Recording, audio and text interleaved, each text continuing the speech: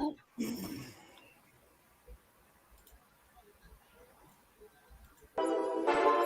sports, all plays. Yeah. All sports, all plays. All sports, all plays. 365, we making a plays. You talking the game, get you through the days. We're high in the court, the dime in the lane. Variety topics, living the same. All presentation, sports information. Hitting the airways, taking the nation. All sport, all plays, like working your faces. Grace at the field, so tie the laces. All sports, all plays.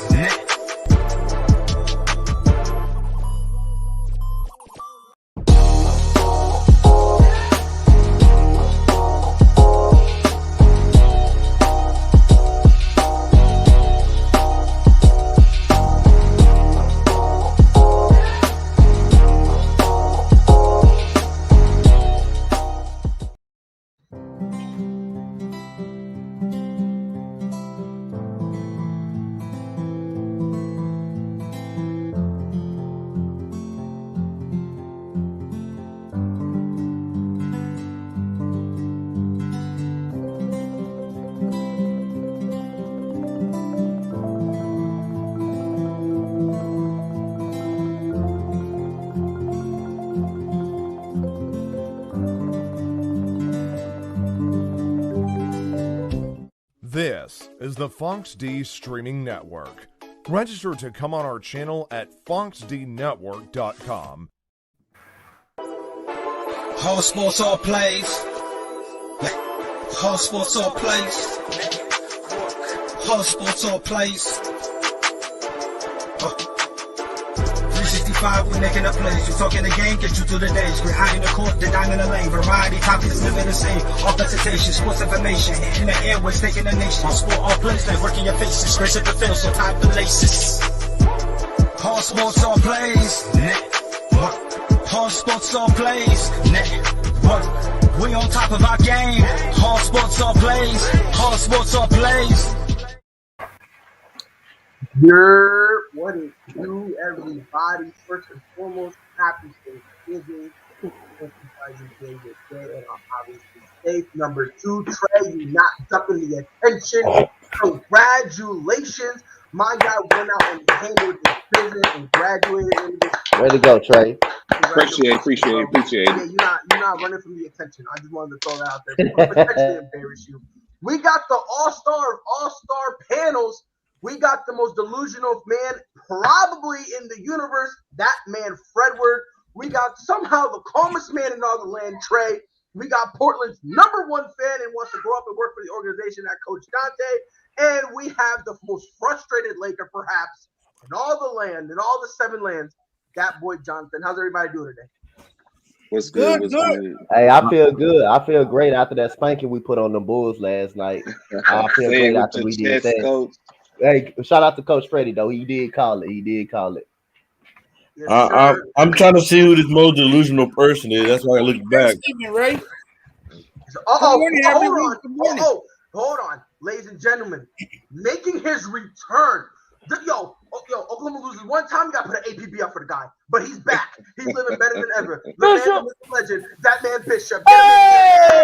What's good, Bishop? What's going on? Yo, Bishop, What up, Bishop? Good morning.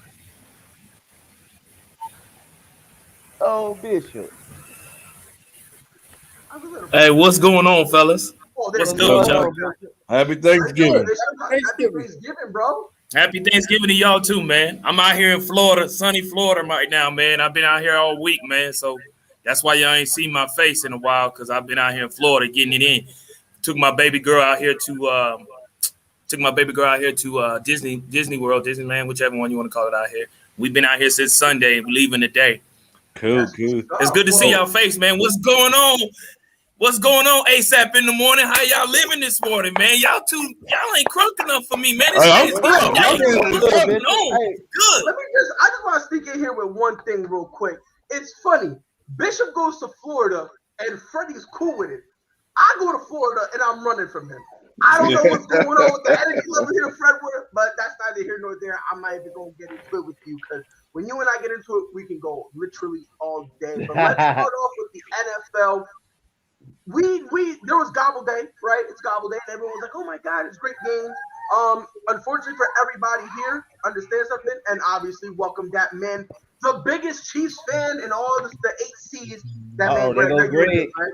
Hey, What up, Mr. Greg? Greg is back. we lost him. Oh, he's back. He's back. There we go. How you doing, Greg? Morning. I'm doing good, y'all. Happy Thanksgiving. What's going on? Thanksgiving to you too, likewise. Greg, what's going on? Sir, yes, sir. Don't eat too much, Greg, man. Don't eat too much of that today, man. Greg. Two plates. Blow up. I don't want to hear none of that. So I'm gonna eat too much. Y'all best believe that. I'm gonna eat too much for tomorrow. We have a show where y'all might have to say, Freddie, can you do a show? Because I'm gonna tell you, I might not be able to walk into this room from the other room. That's how much I'm eating. Yep. I might not make it home. I might not make it home. I'm keeping it a stat. The NFL decided to curse us with some dog shit games. When don't they? I don't know why, because I was under the impression that come Thanksgiving we're supposed to have, I don't know, the Bucks and Chiefs, right? That's what I was thinking I was gonna get. Rams and Packers, I'll take that and slide that into the slot. No, we got Bears and Lions. Whoop-de-doo. After that, we got Raiders, Cowboys, which amazingly no one cares about.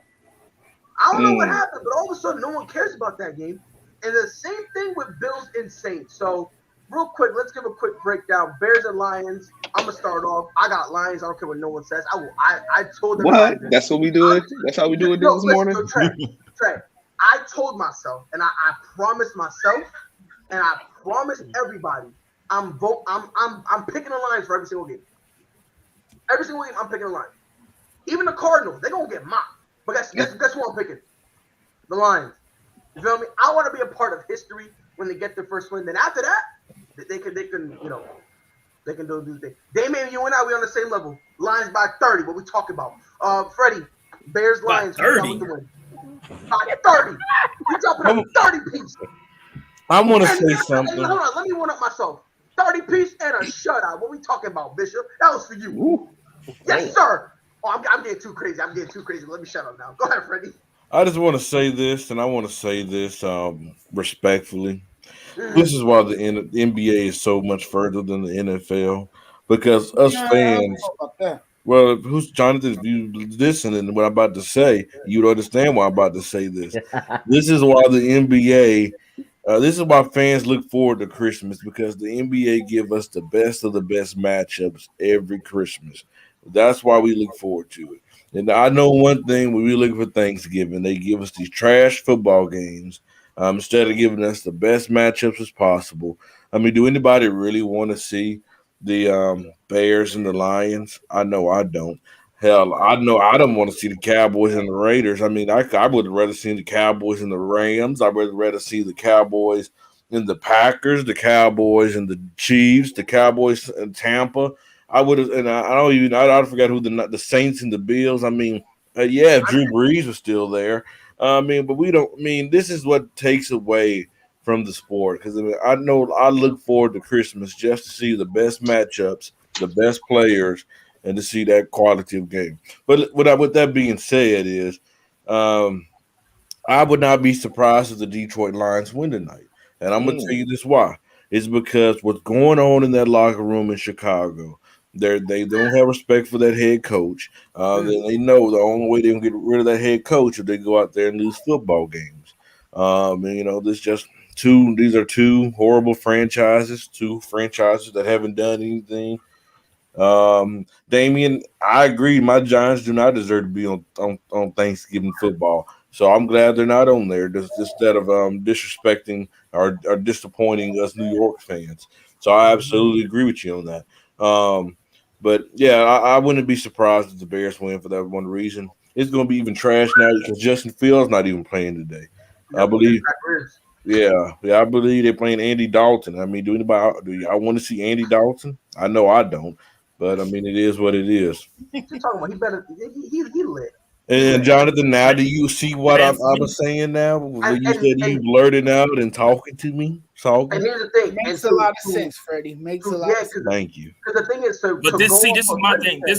Real quick, Bishop, to go off what you're saying, Freddie, the 4 games that the NBA has on Christmas, If I'm looking at it correctly, Boston and Knicks, Nuggets and Suns, Nets and Sixers, and yeah, right. If I'm looking at it right, those are all. Which, I mean, a lot and those are way better. Those are way better games. Those are way better games. And I agree with Freddie, man. When it comes to these games on Thanksgiving, they're horrible. They pick the worst games to play on Thanksgiving Day. They give Dallas some bum teams to play. They always, it's always some doodle games on Thanksgiving, and I feel like it's starting to take away from people watching games on Thanksgiving Day because the games aren't about anything. Come on, Detroit and Chicago, like Freddie said, Chicago is in turmoil right now. They're trying to figure out a whole lot of stuff. Like he said, they don't believe in their coach. They really haven't had enough to really believe in Justin Fields yet, because Justin Fields, he's running for his life for the most part. You know what I'm saying? He just doesn't have what it takes yet for the team to be behind him. So this game between them and Detroit, man, that's a toss up in the air who could win that game. I wouldn't be surprised if Detroit won that game. I'm not gonna lie, I wouldn't be surprised. But then again, I'm not surprised if Chicago wins too, because that game could go either way when it's all said and done. Mm-hmm. So it's a button. Then Dallas versus Las Vegas.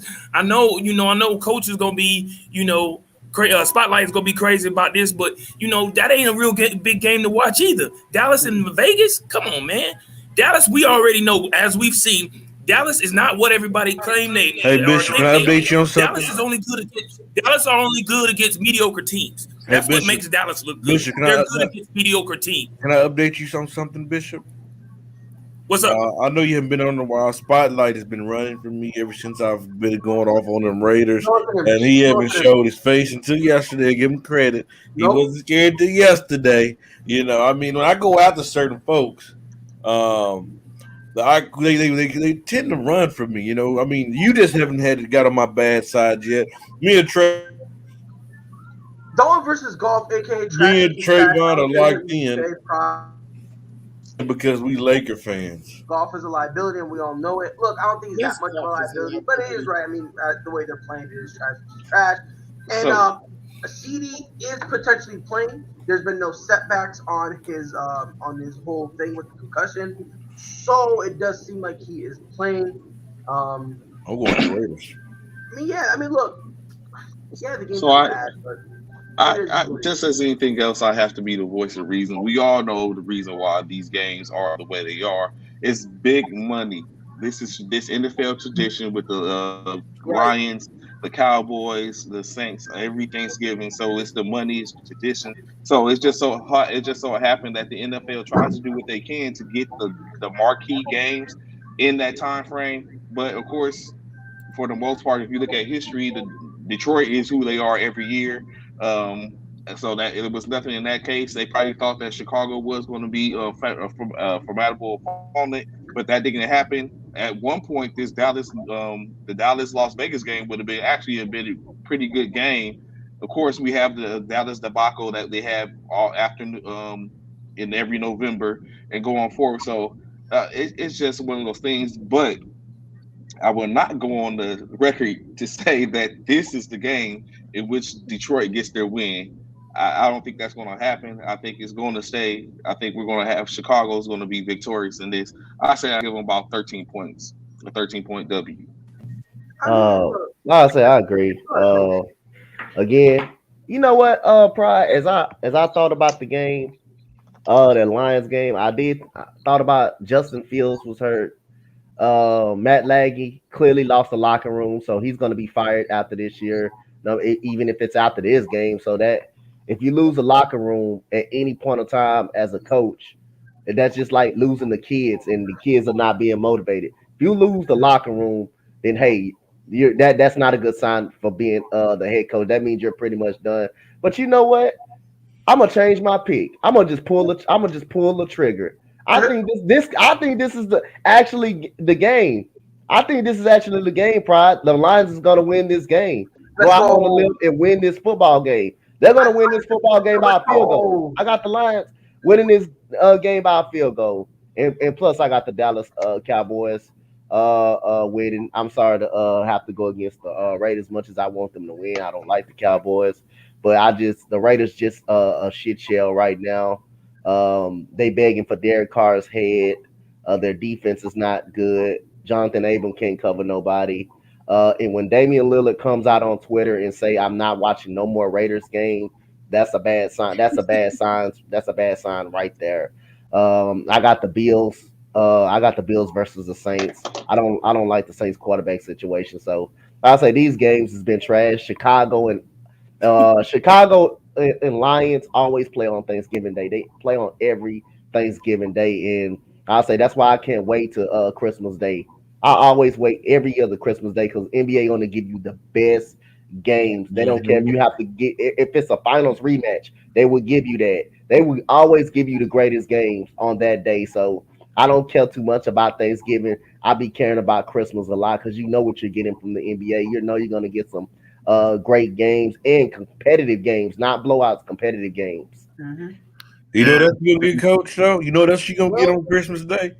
No matter if we win 16 games, 15 games, 50 games, 70 games, the Lakers always gonna be on Christmas because they want to see.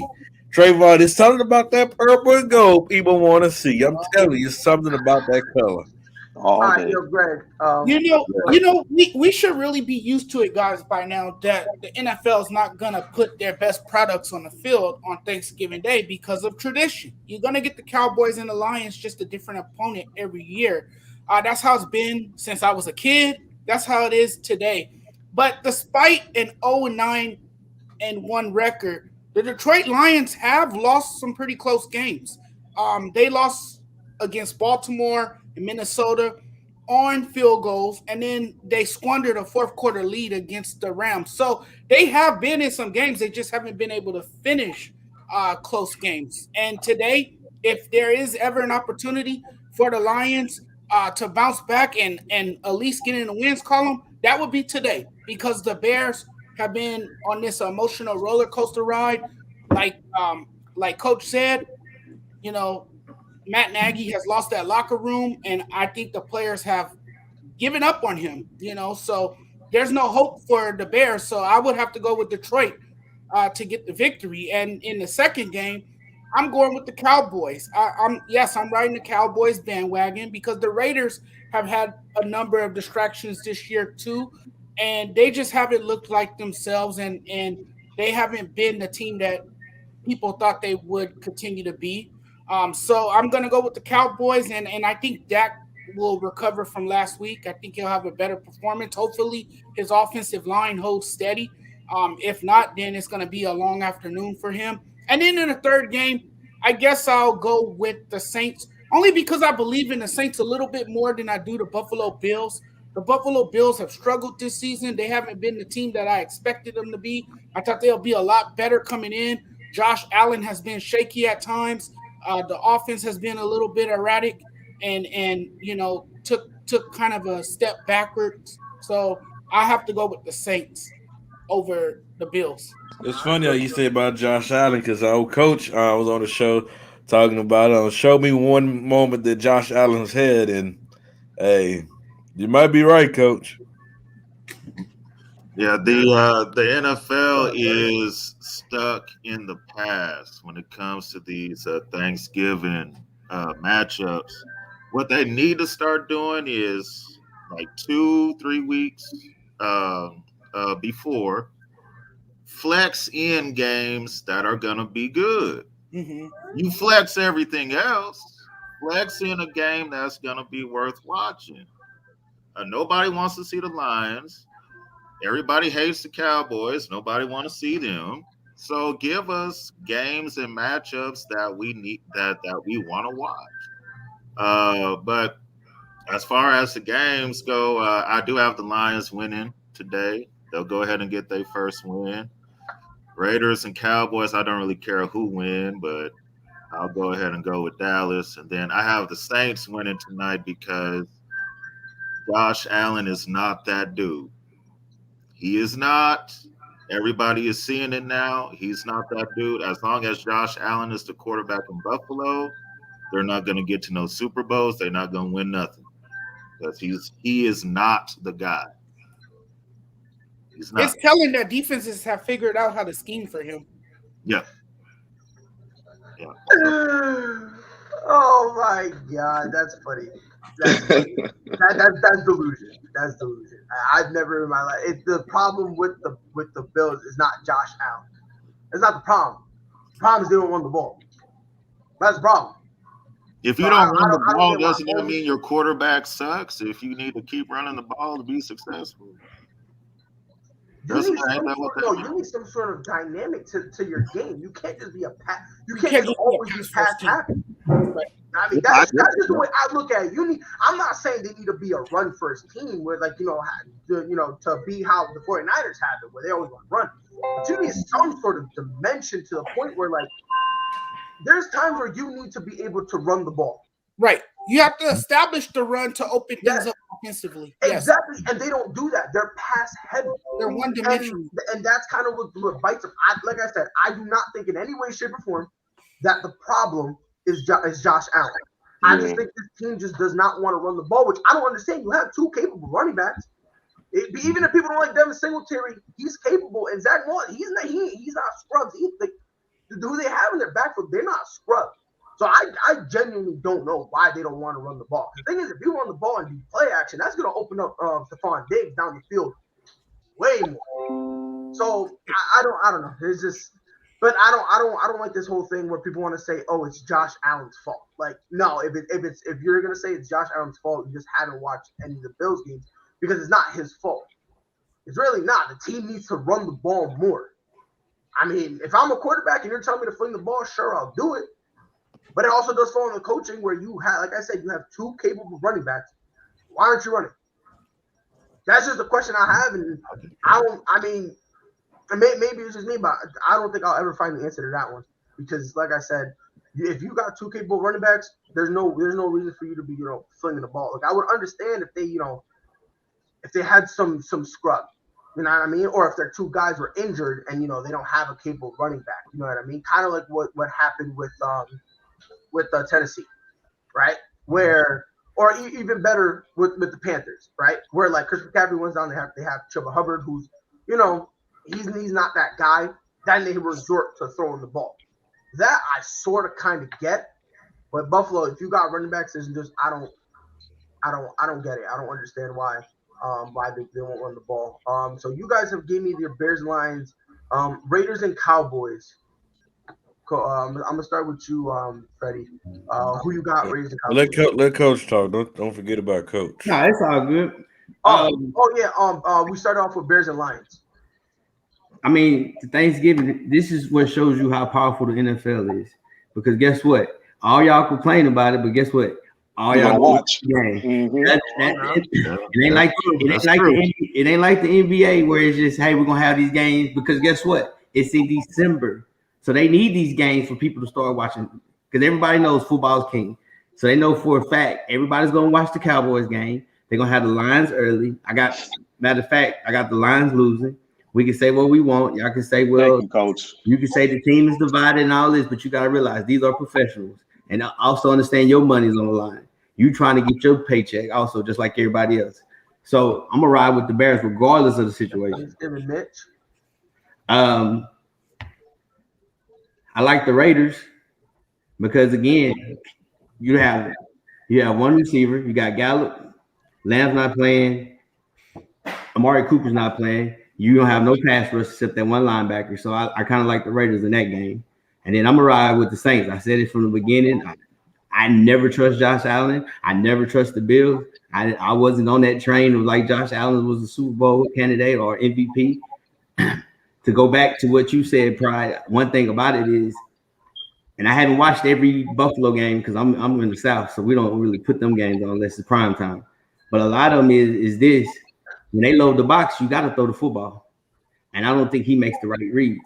I mean, you take the Coast game, they were already down by so much. They was playing catch-up, so there wasn't no point in running the ball. But I'm going to ride with the Saints, man. All right, so you guys say Coach. Oh, my God. Other coach. Coaches.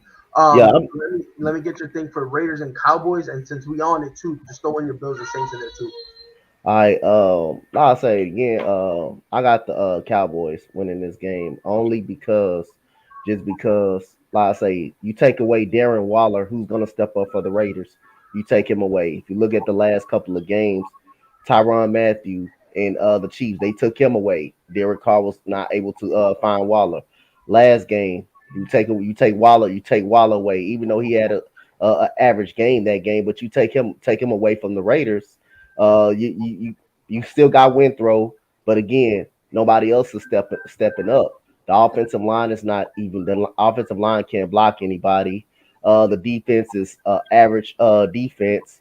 So again, I just got to go with the Cowboys. I think CeeDee Lamb is gonna give it a go. I don't know, but again, Dallas got a running game as well. So they can wear down Max Crosby and Ngakoue in their Raiders defense as long as they keep their running game going and control time of possession. The Raiders got so much turmoil, and I think the Raiders fan base are starting to turn on each other as well, as I've been seeing. So like I said, I can't trust the Raiders at this point of time. So again, I got to take the Cowboys and the Saints and Bills. I'm gonna have to take the Bills. I know the Saints defense is way better than Buffalo. I say you just got to add a running game in. If you just add a running game, take some of that pressure off Josh Allen's arm and not throw so much. And then, like I say, team defenses can't read them as much.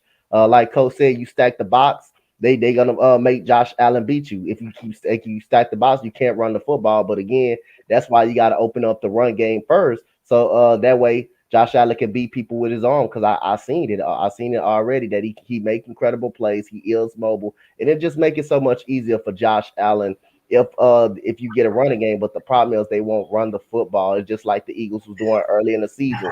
Nick Sirianni was doing nothing but throwing the football and trying to make try to turn Jalen Hurts something that he's not. Now they start running the football. Now this Eagles all of a hot team. Now Jalen Hurts is making some of those throws that he was missing early in the season.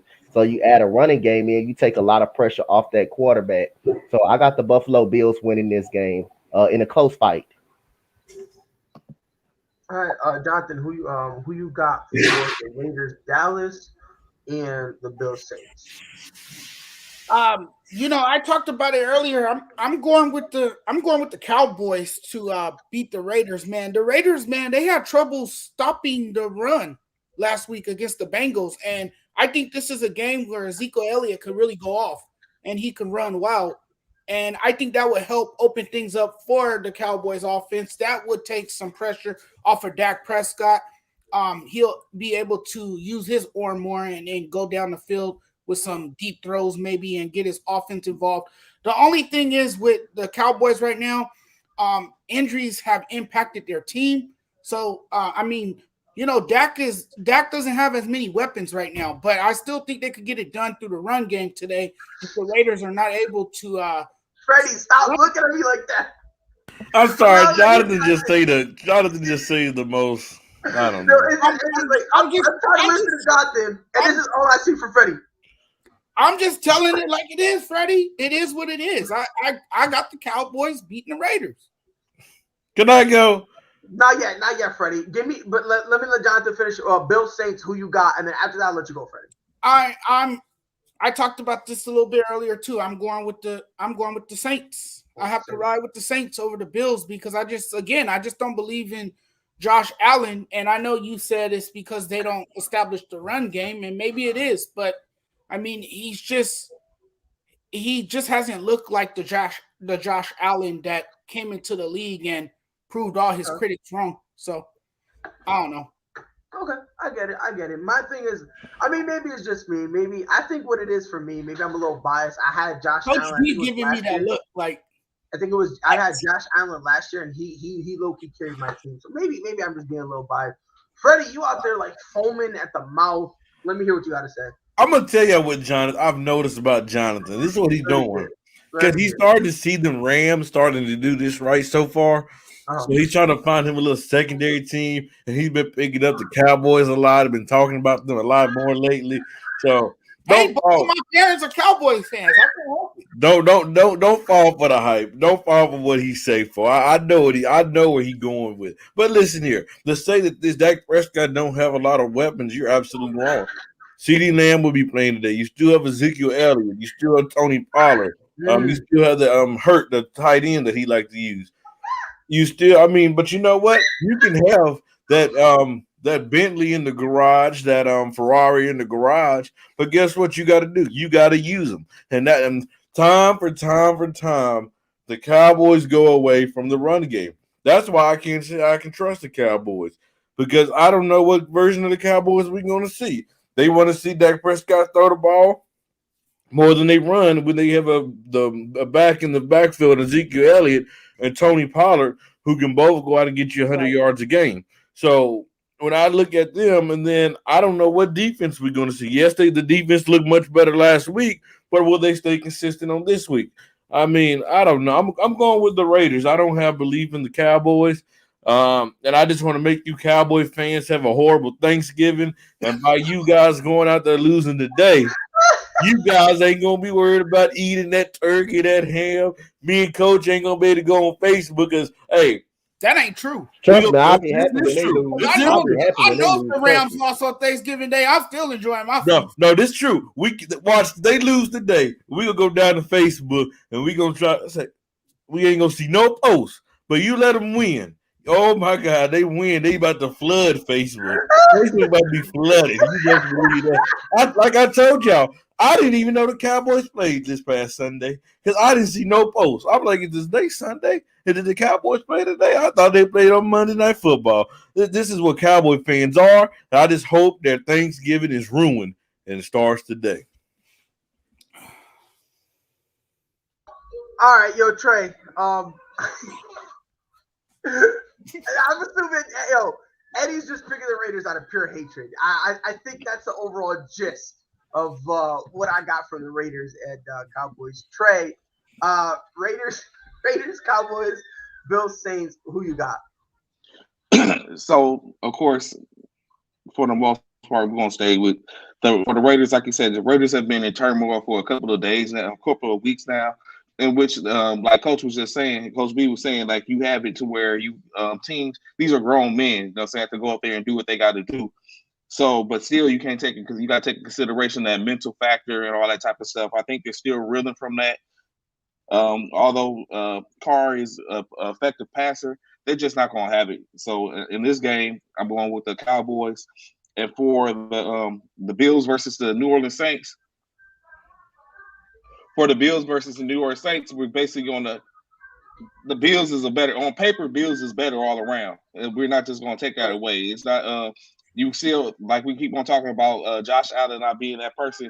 I think he is that person for them particularly. Like everyone keeps on saying, if they get a running game, they're going to be a whole lot more effective. They have the number one ranked defense in the NFL, an 8th ranked offense. That sounds pretty good to me.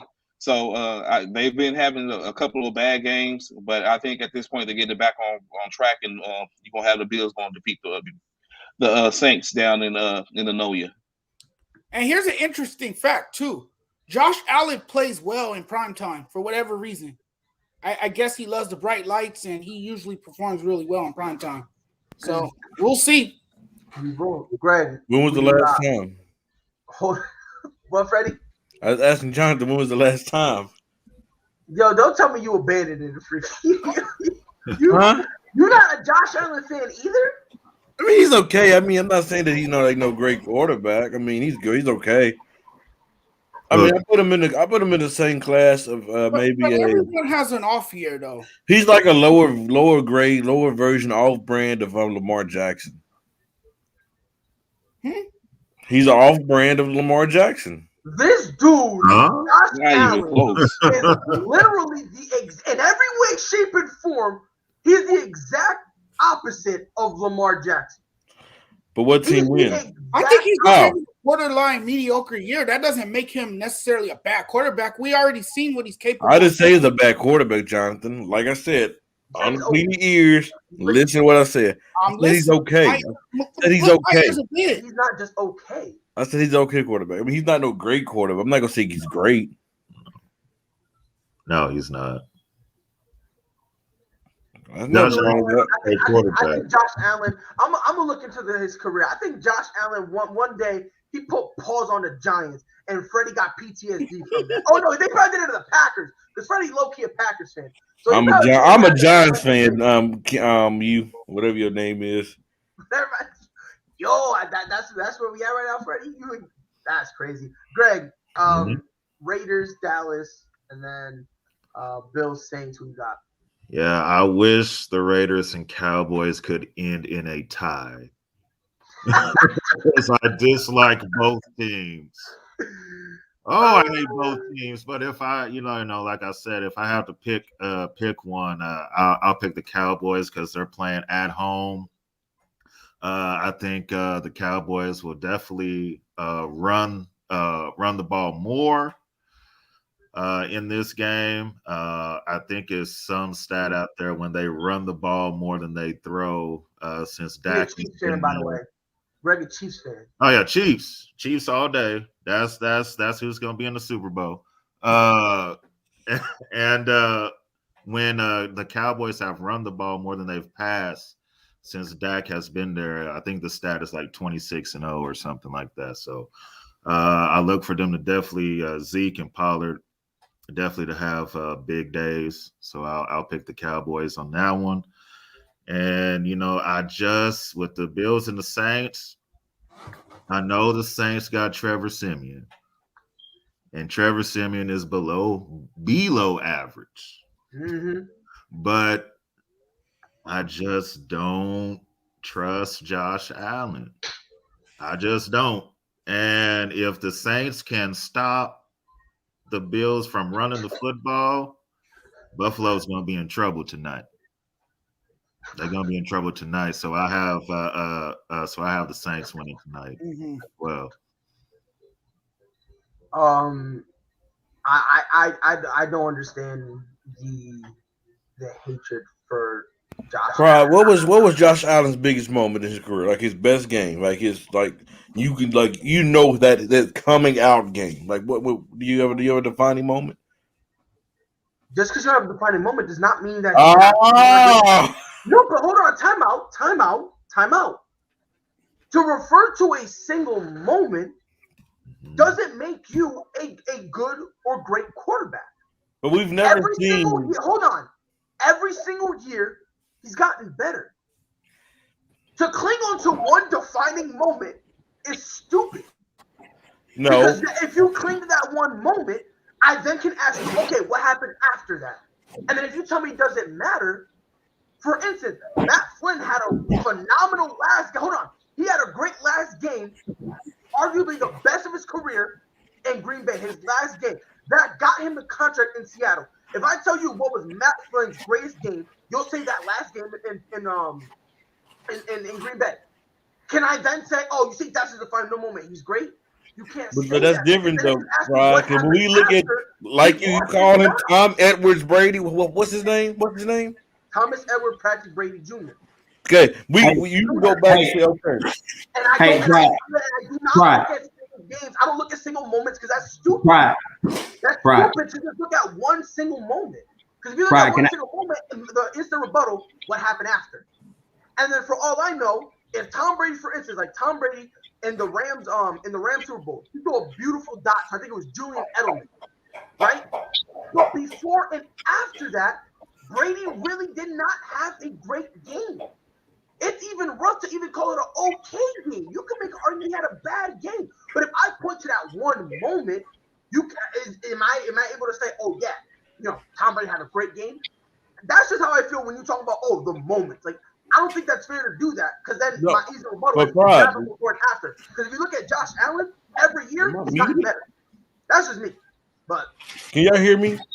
Yes, loud and clear. Yeah. Good. Happy Thanksgiving to you as well, Jason. But Pride, my thing is though, when you look at great quarterbacks, they have key games that they came up and they just had a big game. We can't really say that about Josh Allen. We just can't. I'm pretty sure he has had a key game here or there. I'm pretty sure he has. I'm pretty sure I haven't seen it. This has turned into a Josh Allen show. Just because you didn't see it does not mean it. Greg, have you seen it? He only did. The only time Josh Allen really did something was against my Chiefs on the Sunday night earlier this season, and that was aided by Chief turnovers. And that wasn't prime time. No, I'm talking about him. Yeah, that was prime time. Yeah. But that was the only time, though. Prime time or not. I just don't understand this whole thing. Oh, he needs to have that one moment. Like, I don't think he needs to. I don't, because like I said, if you look at his progression throughout the years, every year he's gotten better. What happened this year? They were embarrassed last Sunday though by the Colts, man. And they were embarrassed. Yeah, that was bad. Listen, and the same thing with the Jags. He's wearing it. That's on him. That is on him. But again, Aaron Rodgers, week 1, excuse my friends, dog shit. You made, and I've been hearing rumors, Freddie. You made every excuse in the book for him. That's the rumor going around. No, the rumor going around. I address rumors when they in the. I address rumors when they in the building because I don't run from nothing. But this is what I said. This is what I said. This is what I said. I said this is game 1 of the season. His mind wasn't really on play. He didn't really want to be there because of the offseason. This is a new team. We've seen them go out. The team. Hold on, I'm talking. Hold on. The team didn't look good either. Come out. I said they've done this before. We've seen them the year before. They got blown out of game 1, so it don't really mean anything at all. That's what I think. Man, nobody cares about week 1. Week 1 is done. It is over with. That's the beginning of the season. Aaron Rodgers didn't play. He didn't practice none the whole entire summer or nothing. And he just showed. I'm not sitting up here. I'm not an Aaron Rodgers fan. I'm just telling you. I said it from the beginning. It doesn't matter at the beginning of the season because everybody wrote off the Kansas City Chiefs at the very beginning of the season. Why y'all begging for a Josh Allen key moment? My thing is, if the past don't matter, why y'all begging for that moment? That's the only question I have. Here's the thing about. I'm not even gonna say moment. The thing is, and you said it earlier, Pride, if they don't run the ball 25, 30 times a game, they're not going to win. It's just simple as that. If they don't rush for over 100 yards, they're not going to win. So therefore, as a quarterback, you can't say he's a good quarterback. He has to have a run game. He's a good game manager. He's a great game manager if you want to say that. Because if they don't rush for over 100-some yards, they haven't won a game. Smoking herbs. So Russell Wilson, entire career, he's been dog shit when he had Marshawn Lynch running for him. He was dog shit. Pride, he just took what he said totally left. No, because no. But Pride. Listen.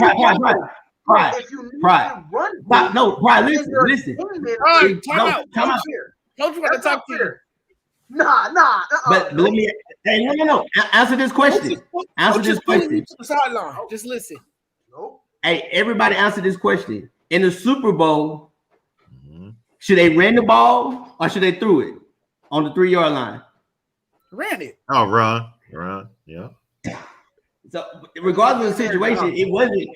That's common sense. Yeah, that's common sense. Yeah. That's common sense. And now, come on. No, listen. Time out, Brian. Listen. Coach, you got to realize who you're talking to, man. You're talking to a guy who said some foolishness like this. What did you say? I said Kobe Bean Bryant has been overrated ever since he passed away. How so? Nah, that never realized who you're talking to. But Freddie, you're sitting here talking like you don't say things. By the way, I don't say stuff like that though.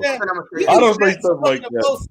Outlandish things too, man. So that right there, just like delusional at his best. I will say this: let's see if Josh Allen can change the national narrative tonight surrounding. We supposed to. He's playing the Saints with a third-string quarterback, Jonathan. This game don't tell me nothing about him. That has nothing to do with the Super Bowl to change. That has nothing to do with the New Orleans defense is ranked 6th in the NFL. New Orleans defense is an elite defense, though, so you'll be able to tell a lot about Josh Allen. No, I want to see. What tells me this dude's real. When he go to the second round in the playoffs, he wins some playoff games. He have key moments. That tells you. He went to the AFC Championship last year. He went to the But what has he done lately, though? What has he done? Oh man, He hasn't done anything this year. Oh Yo, God. I'm taking it to my grave and then some. To my grave and then some. If you don't like it, Shuggy, I don't give a shit. Anyway, Fred, Let's you see can't how say well what has he done for you because lately. the And Saints are if you're missing referring to solely key the pieces. the playoffs aren't here. So you can't say, oh yeah, he can't do nothing in the playoffs. Bro, like the playoffs aren't here, so you can't hold that against him. The I last can time too. Then yes, I can. I can hold. I can hold the that. playoffs aren't here, so how are you gonna judge him on these? You may can't hold it, but I can.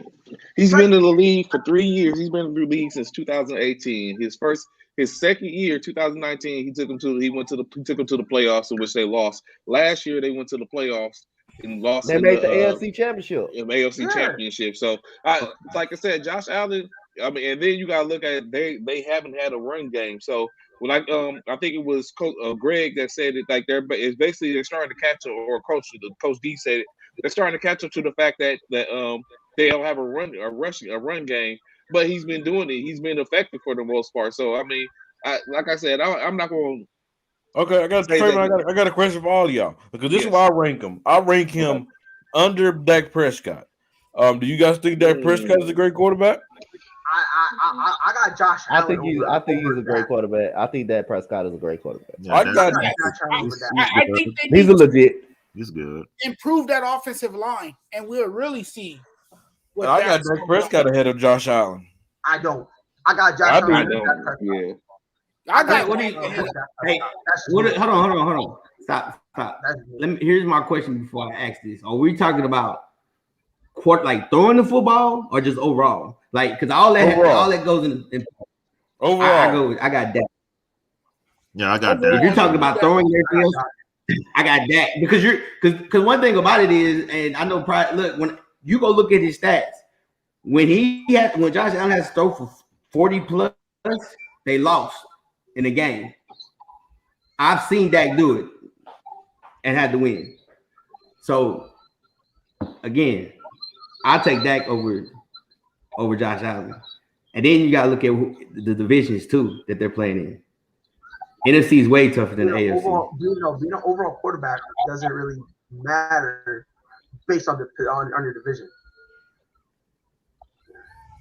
Like if you're saying, if you're no, I'm saying who you playing against. You play outside of your division. Because if you're talking just straight up throwing the football, you got to go with Dak. I would not go with Josh Allen.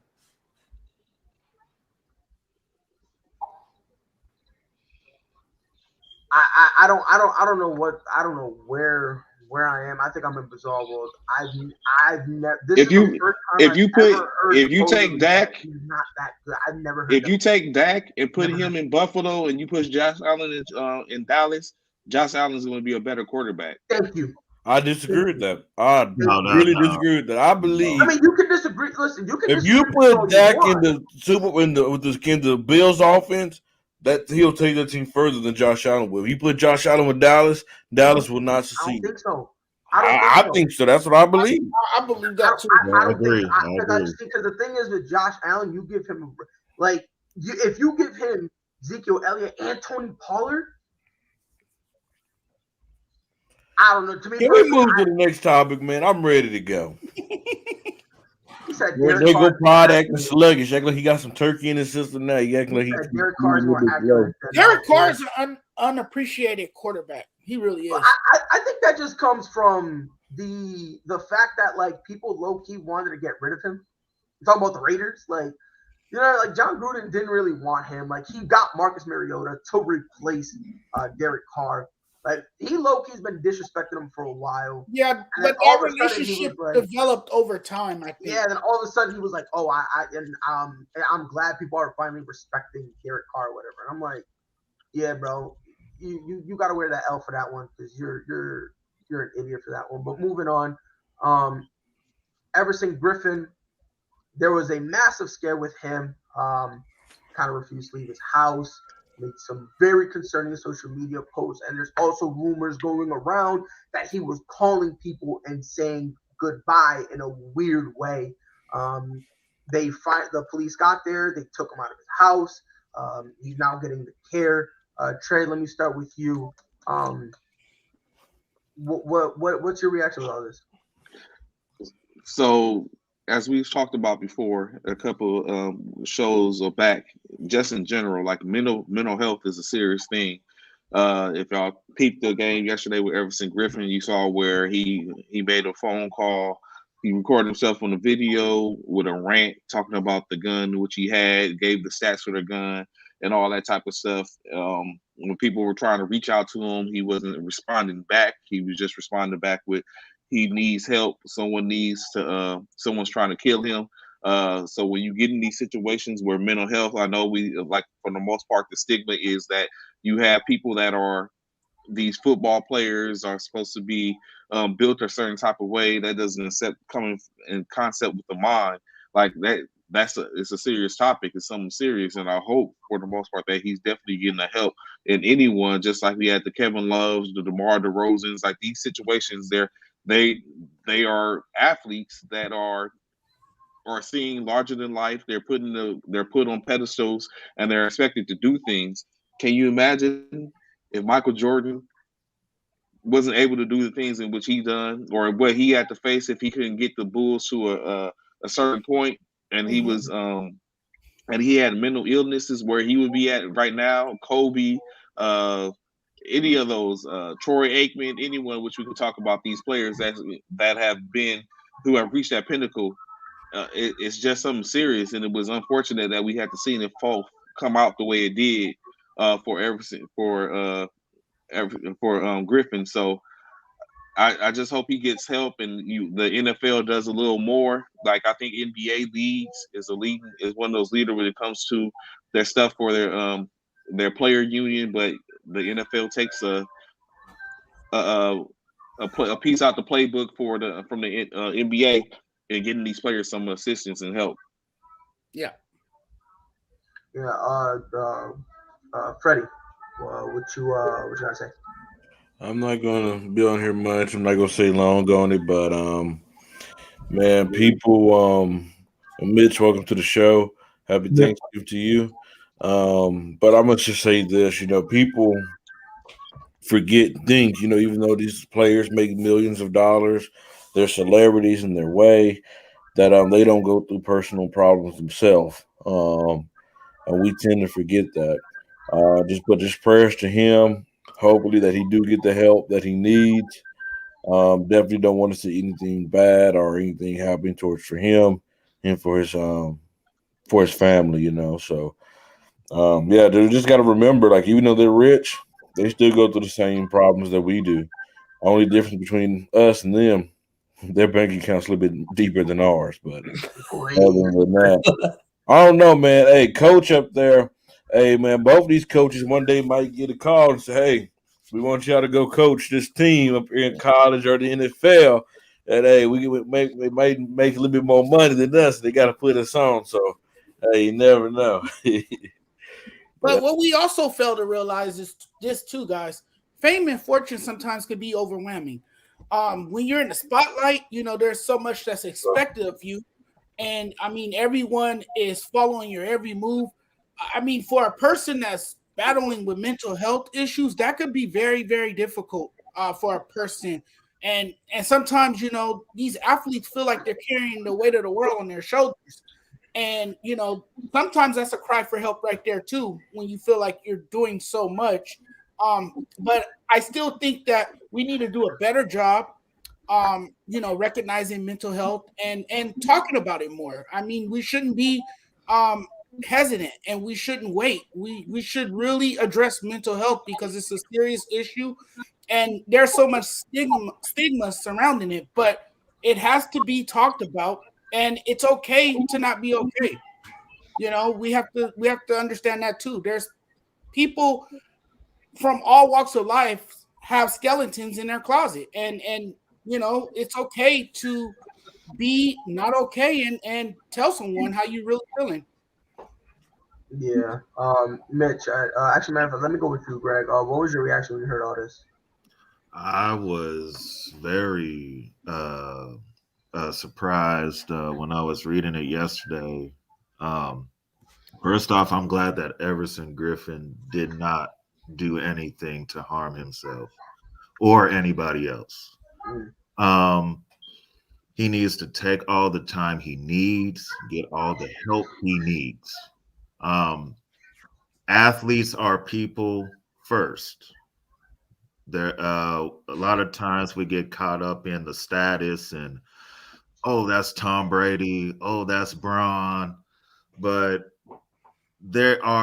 it is a person first, and athletes, they need to take care of themselves first. Being in that light is very stressful. Not everybody can handle that. And it's okay to ask for help. It doesn't make you less than if you ask for help. And I hope that more people do ask for help, or more people like Simone Biles. Simone Biles spoke up when it wasn't a very, popular thing to be doing. Right, and then she basically really cool. Yeah. She was basically like, "Hey, I can't do this, and I'm not gonna injure myself just to prove some point when I already got all these medals. Yeah, right. People call her the GOAT. What do I have to prove to y'all? Exactly. So speak up. Yeah, if you're feeling some kind of way or anything, man, always think of yourself first, because when you're not here no more, you can't spend that money. So always think of your mental health first. Yeah. Look at Lane Johnson from the Eagles and that break he had. I mean, that was just like great. I applaud him for that. And there's players that are still going through this that we don't even know, and they're still going to come out with this.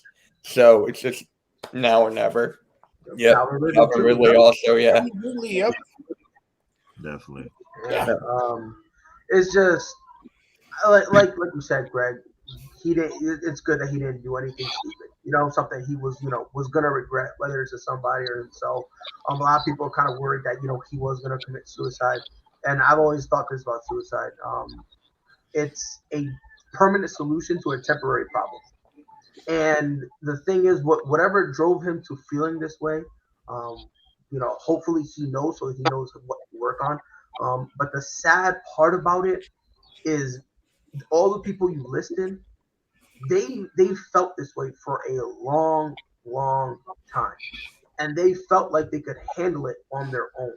And there's just some things you can't, like, I understand, when you're a professional athlete, you're kind of put on this pedestal where you need to be able to handle everything, and you're like the peak, for instance, like Simone Biles. People call her the GOAT before she's even in her prime, right? Like, she's on this pedestal, and you're expected to be able to do everything. Like, you're supposed to be perfect. You're supposed to walk perfectly, talk perfectly, act perfectly. Like, that's all that pressure on you is legit. Like, that's some real pressure that's away from the game, where you have to, in essence, be a role model, when a lot of people don't want to be a role model. They just kind of want to show up and play, get wins, maybe get a Super Bowl, and have a great career, so later down the road they could be a Hall of Fame. Right. They want to fulfill their passion as an athlete. Exactly. And like, there were maybe there was something going on with it. Maybe it was something personal, but at the end of the day, like you said, it's a great thing that he didn't do anything stupid. He's able to, go get the help, and then when he's done with the help, he can go back out into society. He can go back out. He's not going to jail because he did something stupid. He's not gonna, and like you said, Greg, like, if he ends up, taking his own life, all that money, he can't use it. And not only about the money, his family, like, they're the ones who got to wear it the most if he ended up doing something. Right. So I mean, I'm just glad that he was able to get the help he wanted. He finally, they talked to him. He finally understood that, and this is something people don't really talk about. In order to help somebody, they have to be helped. They have to want to be helped, and that's a thing that people don't really like to say.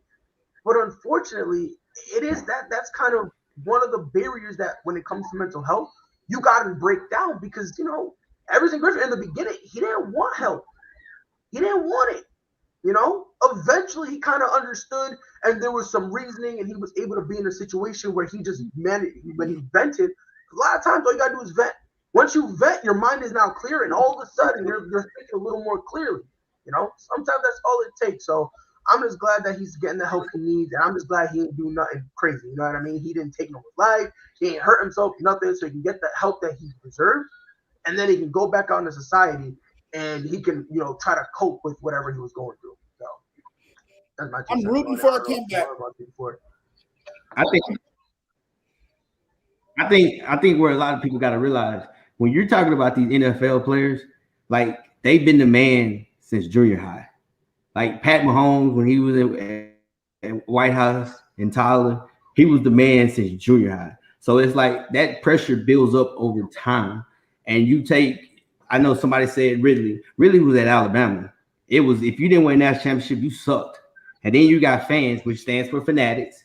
People and us, we get on here just like right now. I bash Josh Allen. I say he's not as good as everybody think. When you hear that in the radio, you hear it in the newspaper, you hear it on social media, and you see the memes and everything else, like that plays with you mentally.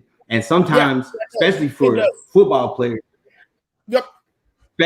especially for football players at their age, 23, 24, 25, you got to remember, even as me as a coach, I had to change the way I used to talk to these kids because you say, hey, suck it up. Hey, walk through it. Be a man.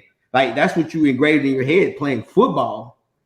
And now you don't know how you're crying out, but not you're asking for help, but you're not asking for help. Like, you're showing cues. And I think that we, as in people, we got to pay more attention to those things. And we have to be better.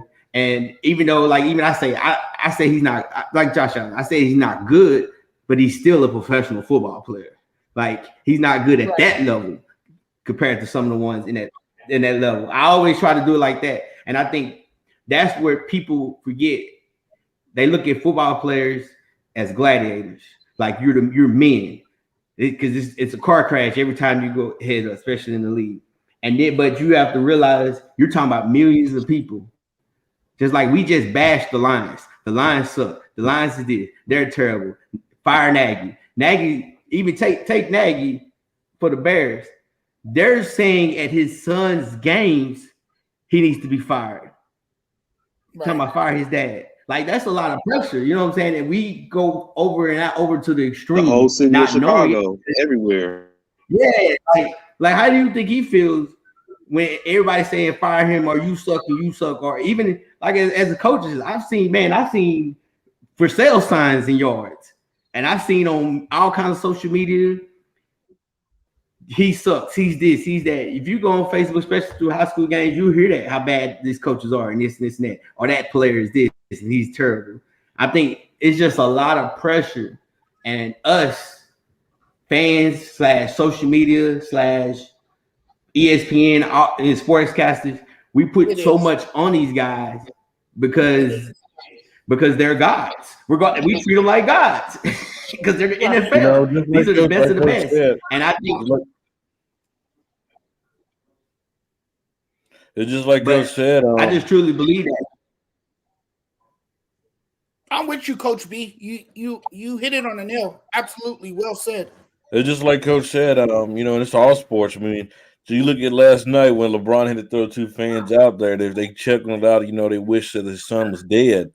You know, I mean, you know, that takes a lot on a man. You know, like you hear that. You know, for somebody to say that, just to even have that thought come across their mindset. You know, just like.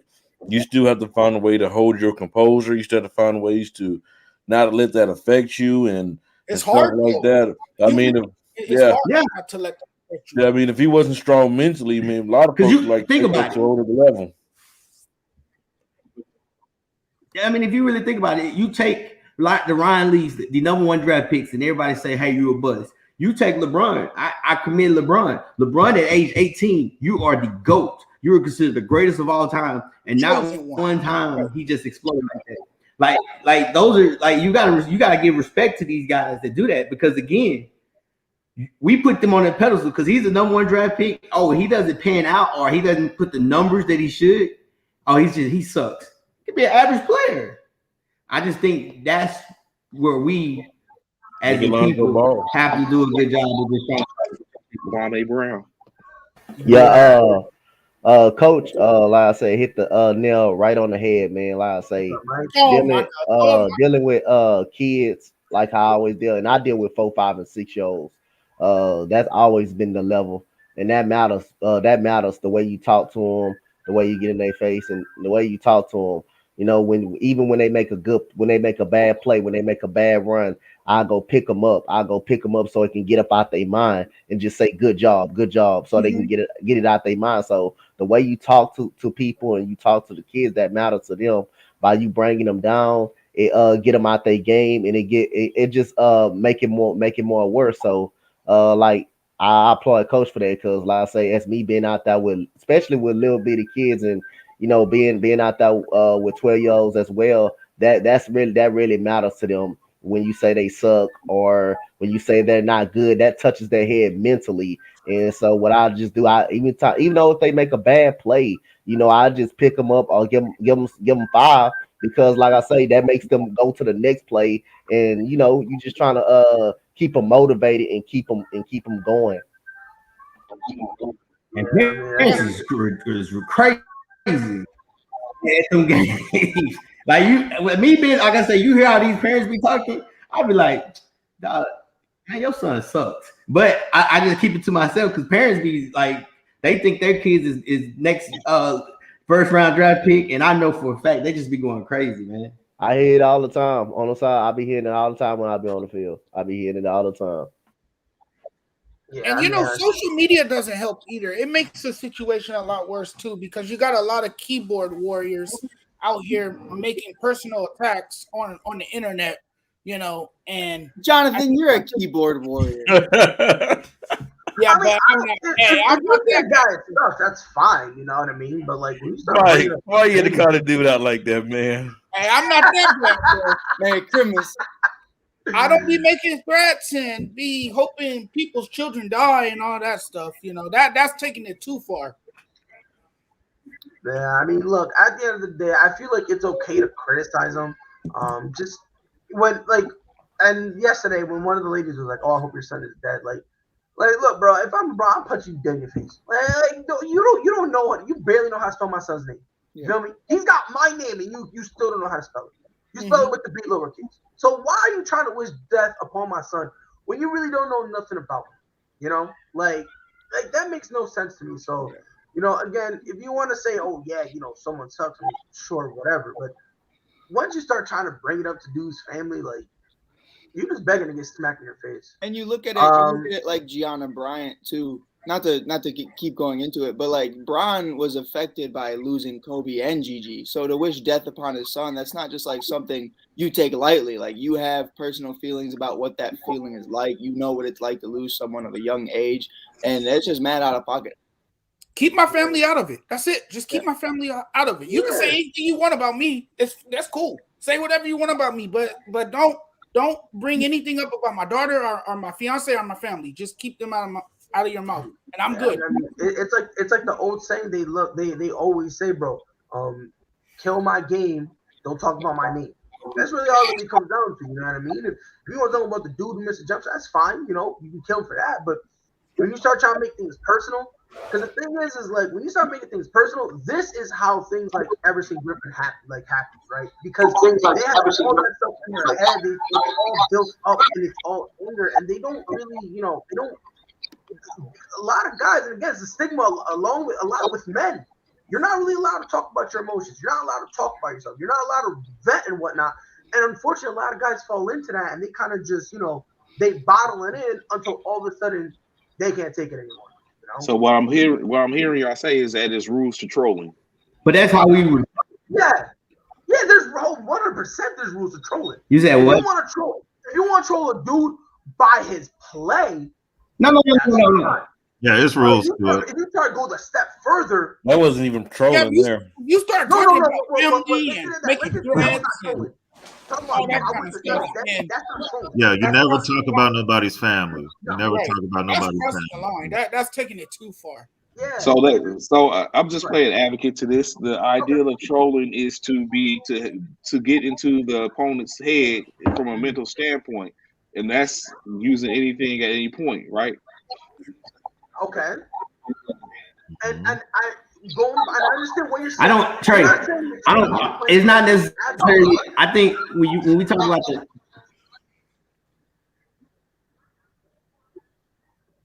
Go ahead, Coach. I'm listening.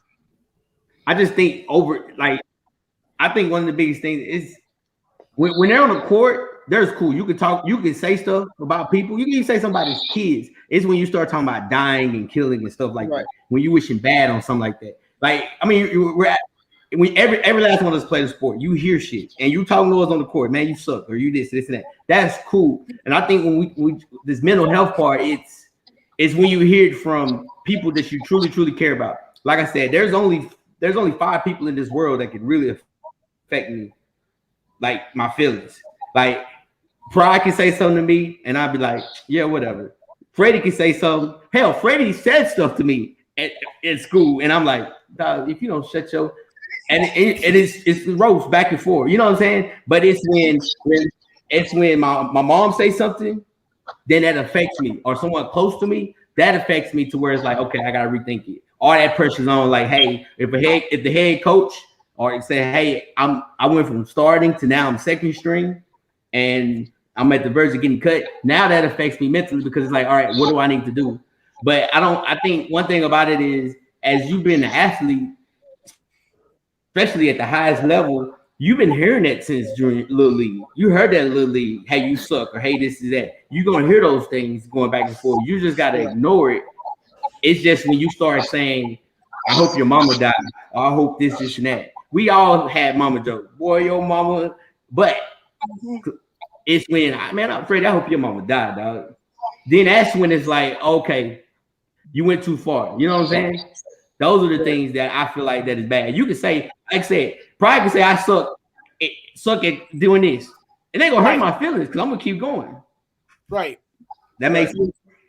Oh yeah, but when you say my mama died, that's fighting words right there. Yeah, and I think Coach made a great point too, because at the end of the day, like me and my personal experience being in Chicago, you hear stuff at a very young age, and you'll hear parents say some stuff about you. Like you'll hear the craziest things on the sideline just being talked about you.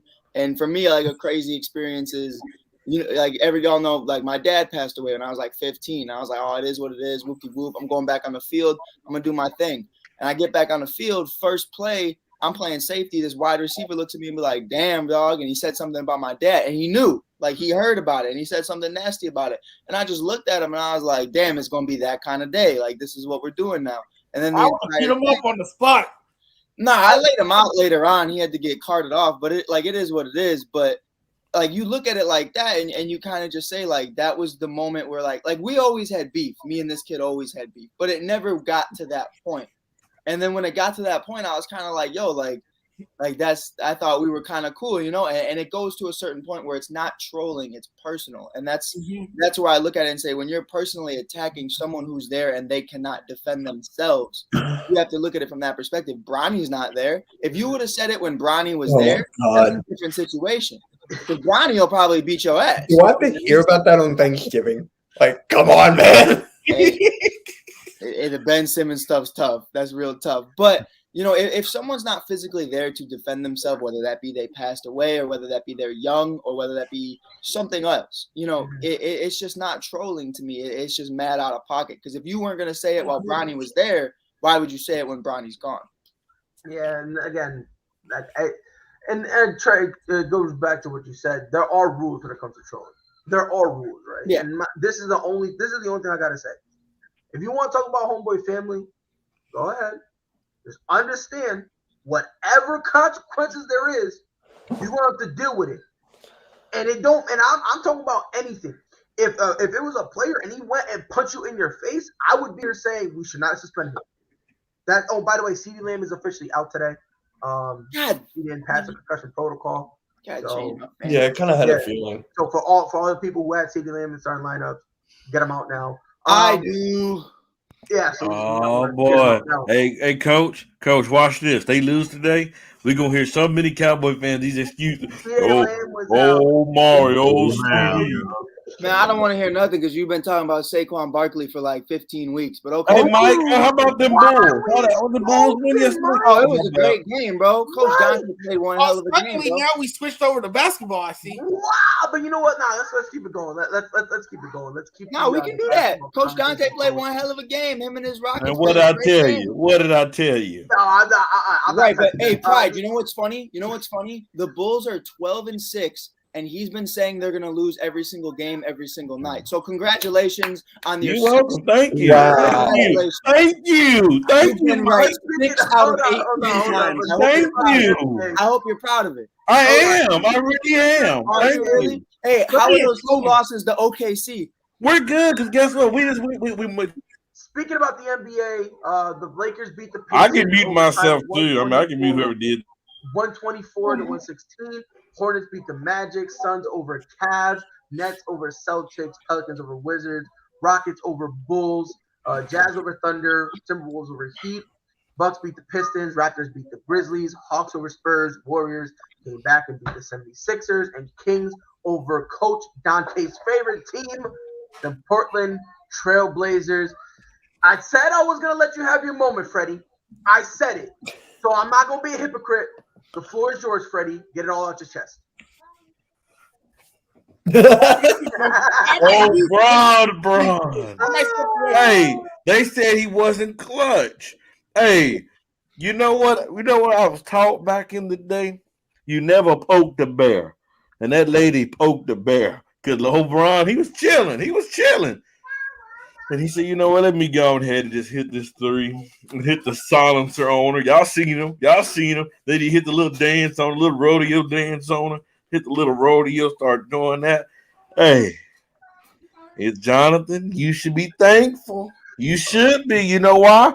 Because we saw a beginning.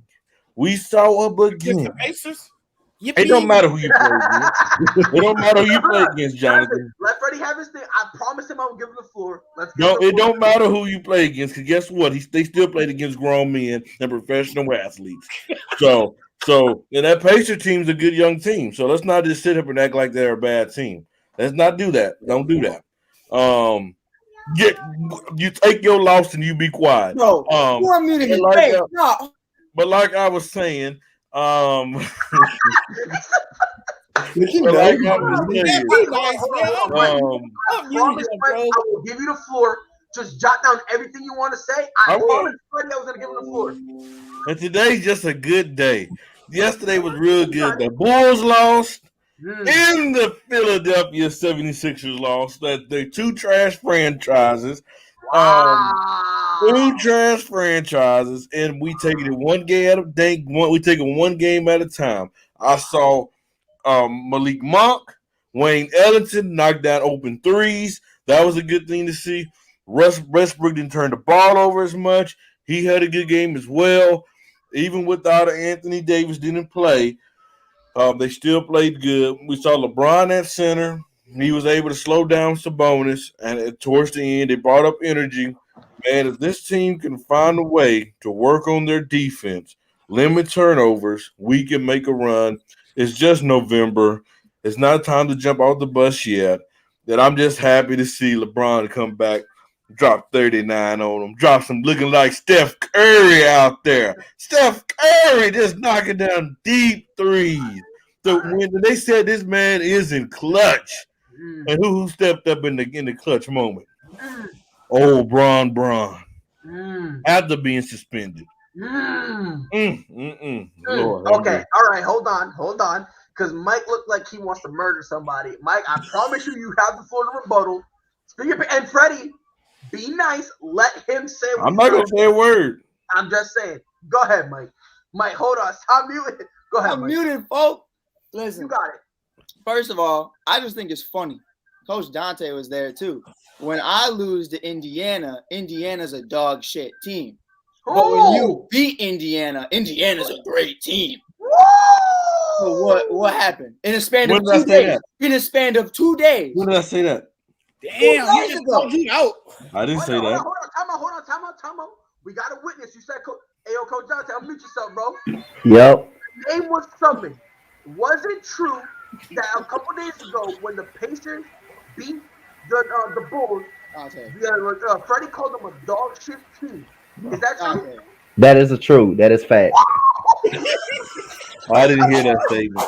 Come on, Freddie. I didn't hear that statement. Now, my next point. Now, the Bulls lost to the Rockets. Did you not only beat the Rockets by 2 points? That's neither here nor there. A win is a win. It don't matter how many points. Now, your overall game. You failed. Try it again. Now, I do want to talk about this. Losing to OKC twice, losing to the Trailblazers, and losing to other teams.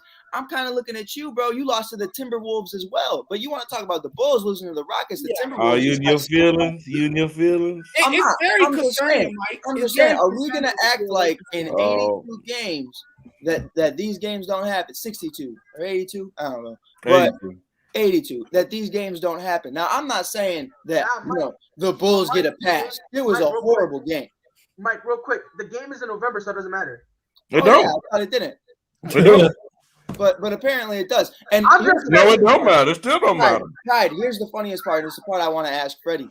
All right, cool. Hey, Bron dropped 39. But he didn't do it when AD and when Russ were on the court. So do the three still work together? He did when Russ was on the court, so it matters. Yeah. Right. Russ was on the court. He brings up a great point. I didn't say AD, but no, Pride. He didn't bring up a great point. The reason why he didn't bring up a great point. Not a single one of them have played well when the three are on the court at the same time. There's gonna be a question, so you're gonna have your opportunity to. I mean, in this league, man, I don't care what any league, any games matter because you may need that tiebreaker. Yes, you do. You may need that tiebreaker. You may be on the outside looking in. You may be on the outside looking in. Against OKC. It's a bad loss. You might be on the outside looking in against OKC. OKC will have a tiebreaker. For this Lakers team, it don't matter until every game. I disagree. I disagree. I disagree. Every game matters. And I'm explaining why. And this is what I believe. Now, is a loss in November the end all and be all? No, it's not. It's not. But there is some validity to it because an L is an L. For as much as poop you want, you know what I mean? An L is an L. I'd rather go to adversity now than in February, March. Freddie, but by February and March, their bodies will be worn down. No, if it doesn't matter, why are you bringing it up? But Freddie, I didn't bring it up. Y'all brought it up. You brought it up. No, you just said, I guess games don't matter in November. You brought that up. No, I'm saying if games don't matter the way you're saying they don't, this early on, why are you talking about the Bulls losing to the Rockets? Because I'm trolling you, because you always trolling me. That's why. That's why. Told you. You always troll me. I never told you something that wasn't true, big dog. No, that's unfactual. You always trolling, Mike. Always. No, let the Lakers lose. Let's bring Coach. When the Lakers losing in the third quarter, isn't this man putting the scoreboard in the game, in the chat? Oh, he left. He didn't want to talk to you, bro. I don't lie. And Mike, I love you. It's just an update, bro. It's just an update. No. What you do, you screenshot it, you put it in the chat, you tag Hey, Freddie did that last night. And I love you, Mike, but come on. I don't know what you're talking about. You know what I'm talking about. You know what I'm talking about. So I had my moment to troll you. So that's why I'm trolling. See, but then you do this, though. Then you do this. You be just like my boy Mitch down here. You be, all right, we lost yesterday. And you're a poverty franchise. See that? Why you lying? Now why you lying? Yes, you do that. Come now on, why you lying? How am I lying? How am I lying? We're some of the biggest top-rated teams in the league. Because y'all haven't done anything. You haven't done anything since Michael Jeffrey Jordan. I can't say that. Yeah, well, it's called LeBron James in the East for like 15 years. So that. But you just know. Pride, the Bulls win a championship if LeBron James was never born with Derrick Rose, yes or no? I disagree, no. I'm not going to say it's a definite. Let's hear from Mitch and Greg. They have a legitimate chance. Because you had the Boston Celtics down there as well, so. For like 5 seconds. I mean, we were kind of. Sorry, Pride. Maybe they stayed longer if LeBron wasn't there. I just have a point. I'm not going to say it's a definite. But there is a chance that they do have a ring if LeBron either wasn't there or maybe it was in the East or in the West or something. I mean, he does have a point, But again, No, we can't go. we playing the if game. We playing the if game. We don't know. First of all, Yeah, you're right. We can't do that. We can't do that. Can't do that, Because bro. LeBron was in the East. That we're dealing with. Mike, play your violin. We know you sad about it. Never sad. Yo, Freddie, I'm about to be a Chicago fan just to spite you, yo. Like, Hey, like yo, you. hey, but I would say What did the Bulls ever do to you? Good talk, Freddie. Good talk. Great talk. No, I would say Coach this is though. talking. Freddie put himself in the situation. Coach, I think you in and out, bro. As always. Jonathan Hush, you let people dictate what you say, so don't even go with me. No, whoa. Jonathan let people dictate you. I'm just an unbiased. No, before Mike, Tony, and LDZ came on, this dude was the most delusional Laker fan. Until he came and let them feed his head, he just started saying two different things. I was never the most delusional. You were, Jonathan. You were. I always tell it like it is. No, Jonathan. Now when it comes to the Lakers, no, you don't. What? That the Lakers are hot trash? Now you take that path because you let everybody. You let people dictate what you say. All Jonathan is saying is, even after this win, you're still 10-10, and that's not above 500. So stop talking to me. Nobody cares about them being 500, Mike. Guess what? We Well, gonna obviously you do. I care. Why, Jonathan? You act like the Why do season I over care? right Because now. this Laker team on paper was supposed to be a lot better than this, and it's very. When were they supposed to be a lot better? Jonathan, see, here you go again. Jonathan, let me ask you a question. Jonathan, when was this team? What was this team built for? Was this team built for the regular season or the playoffs? Was this team built for the regular season or the playoffs? The regular season. The regular season and the playoffs. No, it was not. Everyone you added, Freddie, I'm gonna tell you straight up about this. Okay, listen real good. The defense is out of sorts. The players haven't figured out a role yet. You know, nobody knows what they're doing on this team. This team is horrible from top to bottom, and you have injuries. You have older players now that can't stay healthy. AD, I'm worried about him going down at some point because he has shown us time and time again that he can't stay healthy for a full season. So, Freddie, come on, man. Let's stop being biased and be real. So, Jonathan, I'm going to ask Trayvon because Trayvon is the only level-headed Laker fan on here right now. Trayvon, you hear Jonathan said it, but wasn't that expected when you bring in literally 12 new guys? Was this team not built for the playoffs? I'm asking you, Trayvon. So yeah, let's not mix the fact. Basically, the team was built to be a winner, but like we always talk about, it has to be. You have to get a chemistry, and it's impossible to get a chemistry like Jonathan was just saying. With AD is out, he can't stay healthy. You got LeBron, who everyone has been accustomed to just being that Superman.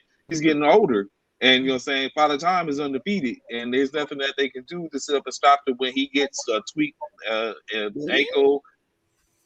There's nothing you can do with it when he gets a tweaked ankle and stuff like that. So, and then Russ, you know what I'm saying, he's the newest one to the party. So it's just unfortunate right now. But I think, like you said, we're at 500. It's that's better than being under 500 in my opinion. Right. So I mean, we still got time. It's still time. Hopefully, you're gonna want to be in the middle of the pack because there are better Western teams that are out there, in which Freddie was just talking about. Which it comes into play where you have these veterans that have played in playoff games and where it's going to be effective at that point. But right now, they're in my opinion, they're better built for a playoff run if they can get to the playoffs than they are for a regular season because the regular season is grueling. And so right now they're just playing for that position. Now, Trey, though, I do want to ask you, though. This team can withstand an 82-game season. Right. Do you think they're a playoff team if they just bring that comment up, that Damian. Bring that comment up, that Damian. Bring that damn comment back up. He said you don't have to win. You don't have to win games in the regular season. At one point, you don't have to win no games in the regular season. No, I think it's a typo. I think he meant don't you have to win. Don't you have to win? Yes, yeah, that's what he meant. Don't you? That's what yeah, you do. How the hell you gonna make the playoffs? You don't win no goddamn games. And that's my point. Like, I don't like when people say, "Oh yeah, November doesn't matter." Again, it's not the be all and end all, but there has to be validity. It has to matter. Right. And the reason I say that is because if you flip it, and let's say instead of Golden State having the best record, it's the Lakers. You're cheering for him, Freddie. And No, you're that's not the case. No, that's not the case, Ron. How you tell what I'm gonna say? How you gonna tell what I'm gonna say? Do you know what's going in my mind? Do you really know what's going in my mind? I don't want to know what goes on in your mind, bro. You really don't, Mike. You really Andrew don't. Wiggins keeps turning it up the way he is. The Warriors are going to be the real deal. Because, Pride, if y'all really want to go down what I said was right now we can't say who's going to win. Everybody we hear people say, oh, it's Golden State going to win the championship. But guess what? That's right now, but we can't tell who's going to win in May and June. It wasn't a typo. He did meant to say you. Yeah, don't you. Yeah, I know, James. Yeah. Yeah, but right about now, Freddie, when you look at it, the Warriors are the better team. No, they're not, John. Oh my God! The Warriors are the best team in the NBA right now. And I disagree with The that. Warriors are the best team in the NBA right now. But why can't we say the Phoenix Suns are the best team in the NBA? Why can't we say that? Pride. Go ahead, Freddie, Mike. Pride, have we not talked about this? So, Freddie, answer me this. I'm telling you they're a regular season team right now for this reason, and tell me where I'm wrong. Who? How Who are you they talking about? built? How are they built to be? I'm talking about the Lakers. How are they built to be a playoff team when the guys they added have no good playoff experience in Carmelo, Russ, Monk, Nunn? All of those guys have never done anything in the playoffs. Don't So forget how are you DeAndre built Jordan. for the playoffs if they're not built for the playoffs? And on top of that, they're old. Jonathan, if you be quiet, I can answer my question. The reason why I say they're a playoff team, Mike, is because they're older. They're veterans. They know what it takes to win. A lot of leadership of LeBron James. He knows how to get his guys in position to win. It's not. We don't care about Monk. We don't care about Wayne Ellis. It's not about Carmelo. It's about the top three guys, and then the rest will follow in. All they have to do is when Russ driving down the lane, they go space the floor. You hit it out. They knock timely shots down. When LeBron's driving the floor, same thing. AD. It's really about. It's just like Brooklyn. It's not about Patty Mills. It's not about LaMarcus Aldridge. It is supposed to be about the big three. The big three, that's why they top heavy and top, and then their role players just make timely shots and play good defense. It's the same thing with this Laker team. You do have guys that know how to win. You have a Rajon Rondo. You have a Trevor Ariza who's had big moments in the playoffs. You have Dwight Howard who's had big moments. You have LeBron. You have AD that knows how to win. You have guys that on this team that knows how to win. Right. All they have to, and that's not. They might not have won the finals, but the Carmelo Anthony's have had playoff runs. They have had runs in the playoffs. So let's not acting. But when your big three are all health concerns coming, well, that's everybody. That's everybody. You got to worry about health.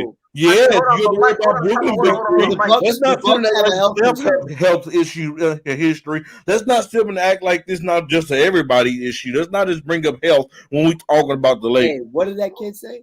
And yeah, I was about to say. I mean, he kind of does bring up a point, Mike. I want to address it. He said we can say the same thing about the Bulls. Levine, Lonzo never made the playoffs. No doubt about it. Exactly, but they don't want to hear that though. Iverson. No one asked me, but if you had to ask me, I'd say it's definitely a question. No, you wouldn't say that. No, you wouldn't. It's definitely a question mark because but I'm not going to say your team's built for the playoffs. In the playoffs. It's a question mark by DeMar DeRozan, of course. He just got to prove it in the playoffs. There's always been a question mark about DeMar DeRozan being a great regular season player, just like James Harden. Great regular season player, but shut down in the playoffs. They both the same type of players. But like I say again, he got to prove it in the playoffs. So of course that's question. THT got on playoff.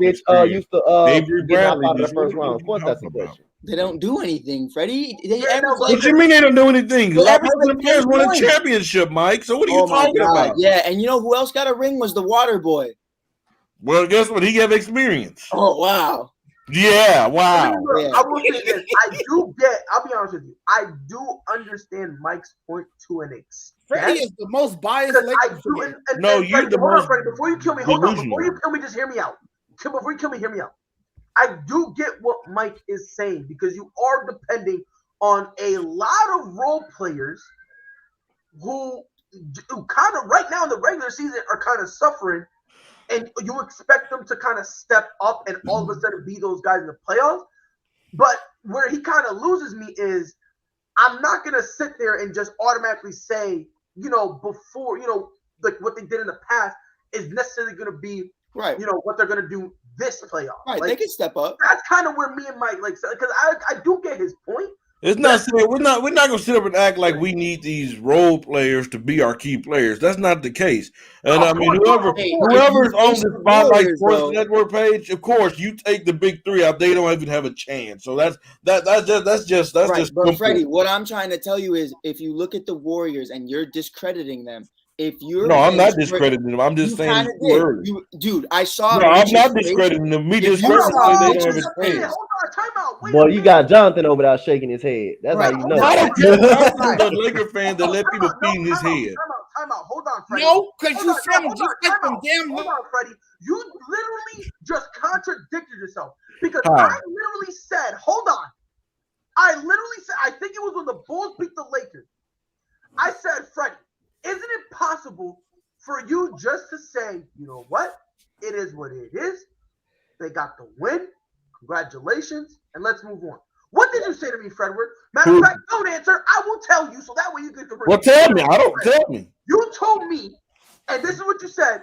Yo, Pride, in this business, you need an opinion. If you don't have an opinion on anything, you need to get out. That's what you told me, Freddie. That's what are you talking about, Pride? Now, all of a sudden, if you let me finish, you'll understand what I'm saying. Now, Take me forever. all of a sudden, you're saying it's too early to render an opinion. No, that's where you're wrong. So you need to speak up what I say. You need to talk about what I say. Don't talk what you say, talk what I say. What I'm saying is, I understand this Warriors team is a good team. They will be a threat in the playoffs. But what I'm saying is, we can't sit up here and say 20 games in the season, they're the champions. They're the favorite to win the We saying that the best team right now. No, I didn't say y'all said it. Right now, we're not giving them a championship. I'm talking about Greg talk. I'm tired of Freddie. I'm talking about what the national media is saying, not y'all.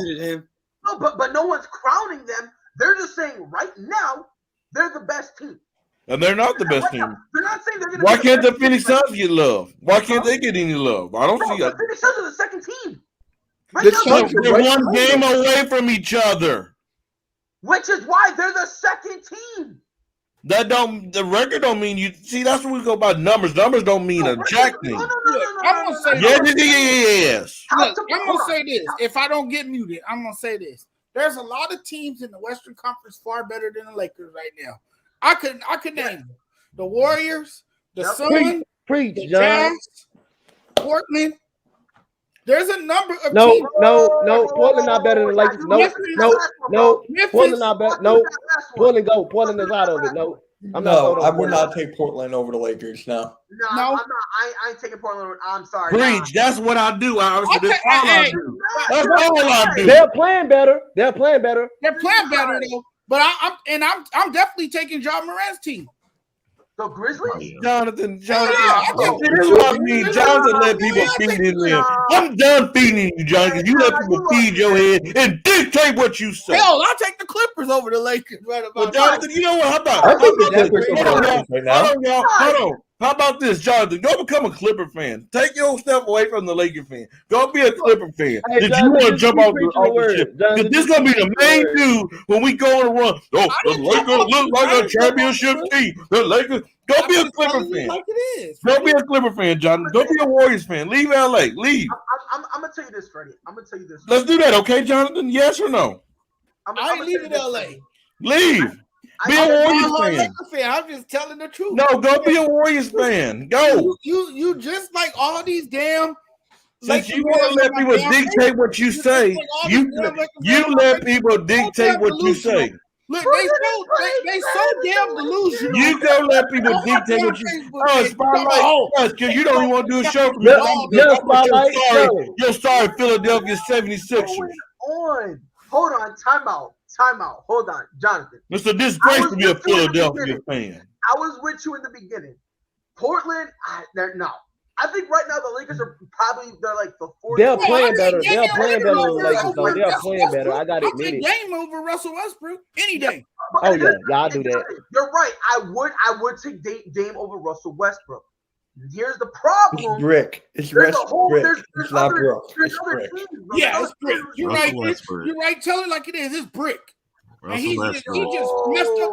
He just messed up the entire chemistry. No, but see, this is where you're wrong. I'm not gonna let you do that. I'm not gonna let you do that because Russell Westbrook have not been the problem in the last 3 or 4 games. Russell Westbrook has looked a lot better. He's controlling his turnovers. He's shooting the ball much better, and he's the reason why we get him back in the game. We lost some of the games early in the season. But guess what? We didn't turn around, Jonathan. You don't see in the playoffs.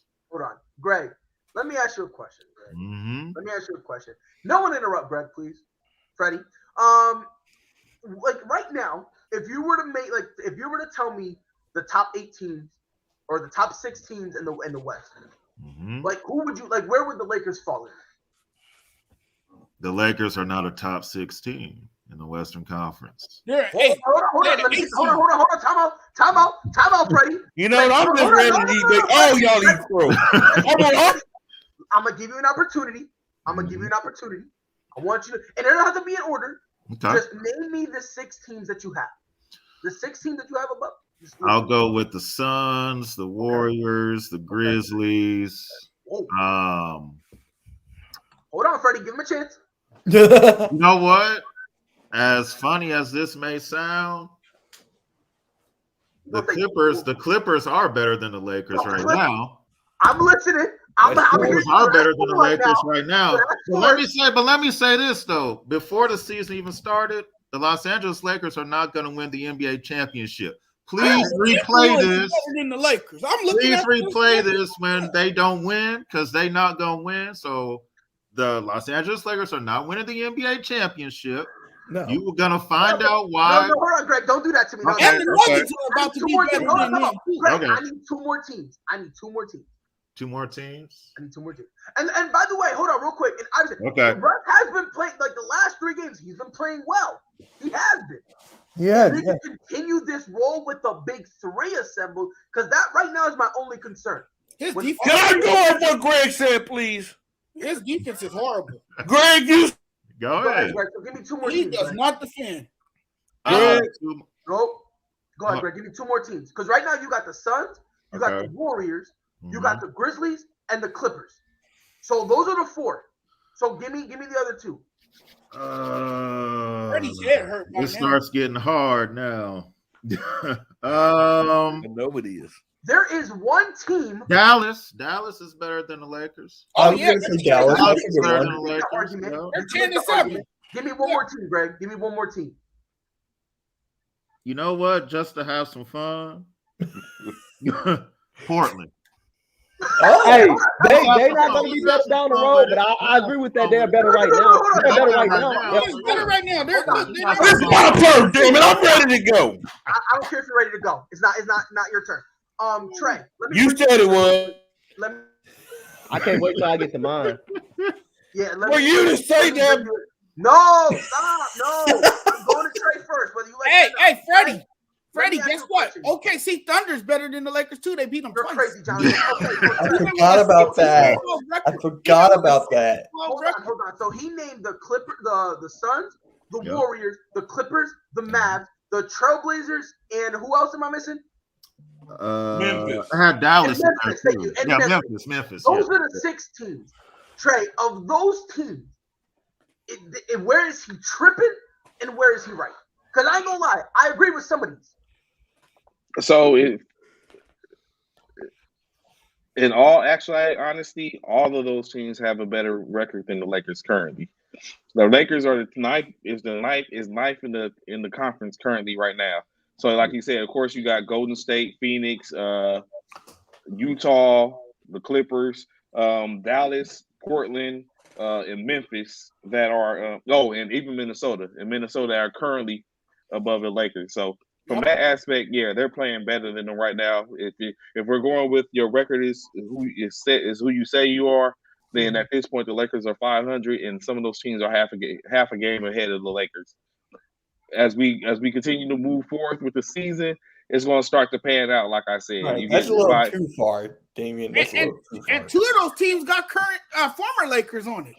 You look at the Jazz; they got. Hold on, not Oh, yet. wait, And the wait. Can I say something? I haven't said something like the whole time. Matter of fact, I'm gonna get to you next, Mitch. Give me 1 second. So Trey, you Yes. basically are agreeing with Greg solely because of the record. And since they have a record, to keep it factual, because you know what I'm saying, everything opinion is opinion, but when you look at facts, at this point, the facts say that those 6 teams are better than the Lakers currently. Yeah. Okay, all right, Mitch.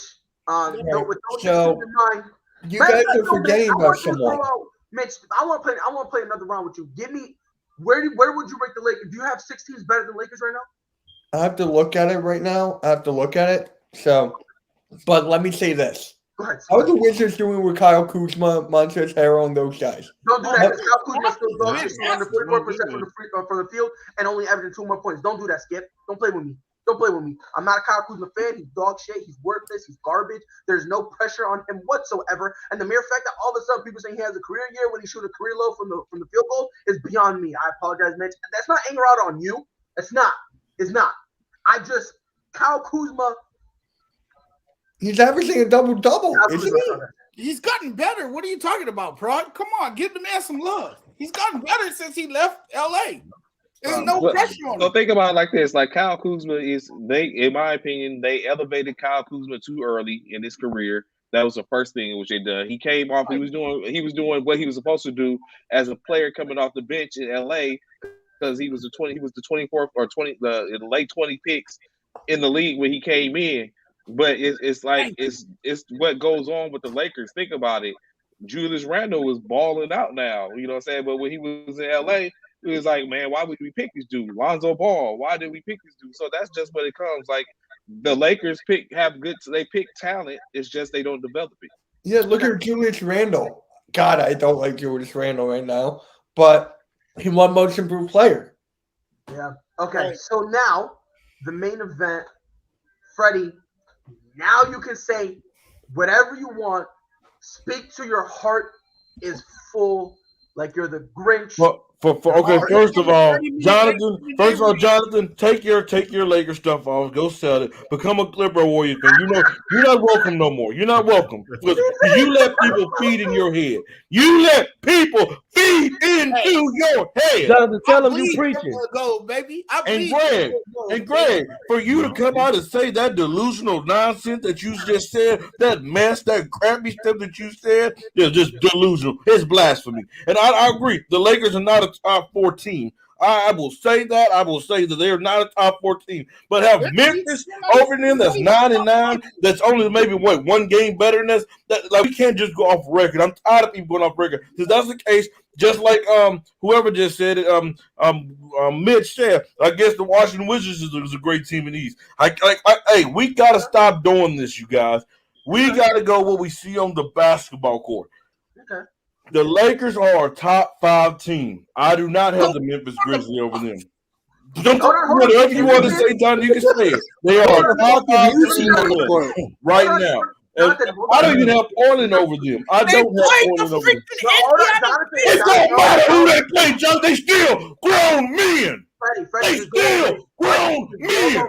They still professionals. They will figure it out. Name a time when a team do an overall like the Lakers did and they start the season off 20-0. Name a time, Jonathan. Name it. That does not happen. We have a complete overhaul. It takes time to build chemistry. They're number 13. It takes time to build chemistry. We are dealing with injuries. We deal with suspensions. We still finding a way to be a 500 team, Jonathan. It takes time. Freddie, let me ask you one question. I just want to clarify. When you said a top 5 team, are you saying top 5 in the West? In the West. In the West. Okay. I just wanted to clarify what you were saying. All right. So it takes time. High pride. Is that all you got to say? I got something to say. Okay. So now, Jonathan, the thought you were going to say, I want you to hold on to it. Mike? No, he need to lead the Lakers. He need to become a Clipper fan. Yo, Freddie is heated right now. Because he got people feeding his head, and he dictates what they feed into him, and he spits it out, and he joins them instead of having his own opinion. I'm tired of it. Hold on, time out. If y'all look close, y'all can see, smoke over Freddie's head. You gotta relax, my guy. Yeah, you gotta relax. Remember what today is. I was very surprised by y'all list. I also don't have them in my top 6, but there's someone's leaving out.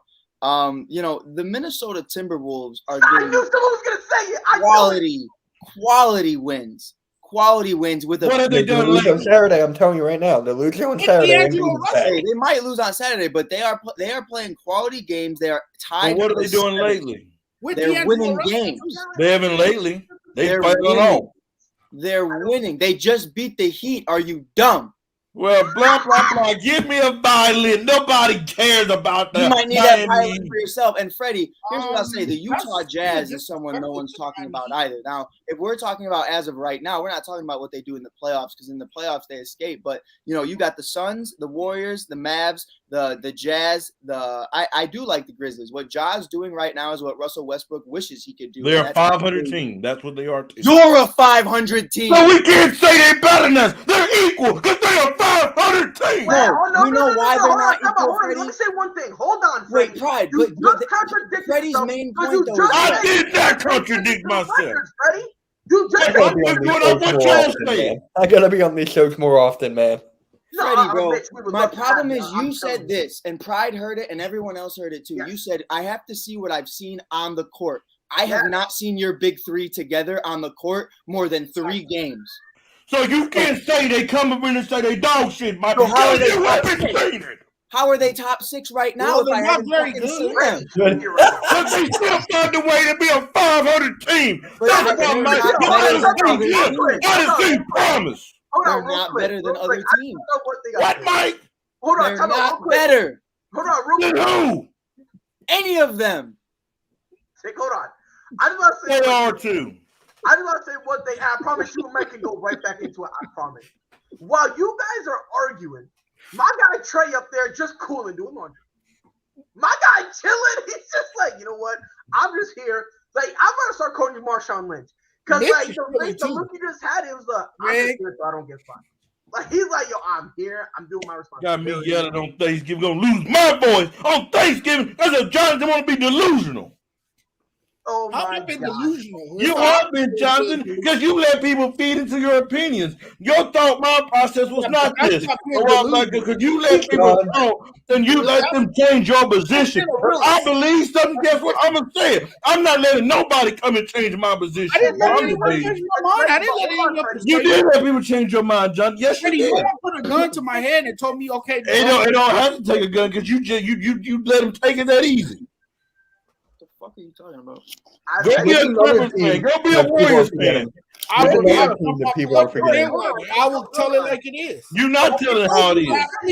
You're not telling how it is, Jonathan. You're not. You know how you're not? Because you don't want to. You don't say the fact that this Lakers team have a complete overhaul. This Lakers team has been injured. I'll tell you. Go ahead, Jonathan. I think Mitch has something to say too. If they play horrible, I'm going to tell you they're playing horrible. If they play well, then credit where credit is due. No, John. Tell us why they're playing horrible. Tell us why. Tell us why. Because there's no chemistry. There's a lack of. But why is that, Jonathan? Because what they're a new team, correct? Nobody on this team knows their role. Exactly right, Jonathan. They're a whole new team. Am I right? It's no. I'm done with excuses. John, it's not about excuses. Sir. I'm done with excuses. You have more than one superstar on this team. You have multiple superstars. John, it's not about excuses. It's fact. I'm done with excuses too, because this team is not playing defense. At least show some effort on the defensive end of the floor. At least do some effort. Contest the shot. Get a hand in someone's face. Jonathan, do something. Just name a time when we've seen a team get 13 new players and they come out and leave 15-5. Go ahead, Jonathen. When does that ever happen? I said what I had to say. I'm asking you a question, Jonathan. When does that ever happen? Please answer it. The Rockets, when they got Chris Paul, immediately. DJ Tucker, that happened. Rockets got to a good start. Rockets got to a good start. They said all season, Freddie, that wouldn't work. That comes. Did they bring in 13 new players? It didn't matter. It didn't matter. They brought in 13 new players.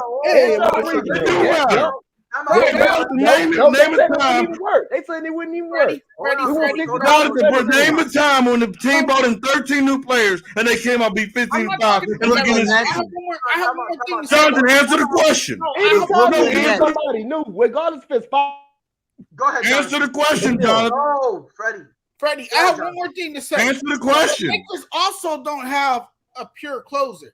That's another issue because they haven't been able to pure closer. We got LeBron. They haven't been able to close out. LeBron is not a closer. Don't. He's not a closer. How come he's not a closer? How come he's not a closer? They have not been able to close out games. They're not closing out games. They're not finishing quarters. Jonathan, answer the question. No, answer the question. What question do you want me to answer? When have you ever seen a team get 13 new players and they beat 15-5 at the start of the season? Name it. The Brooklyn Nets. They didn't get 13 new players. No, they did not. Well, try again, Jonathan. Win. It doesn't matter. It doesn't matter. You get 5 new players. Yeah, John, exactly. The Brooklyn Nets. I rest my case. The Brooklyn Nets didn't get 13 new players. They did not have 13 new players. No, you're wrong. Try again, Mike. Only 2 people returned on that team. They did not have. They didn't know. No. Those. No, you're wrong. No, you're wrong. Try again. Baby Trash. Those. Try again, Mike. You're wrong.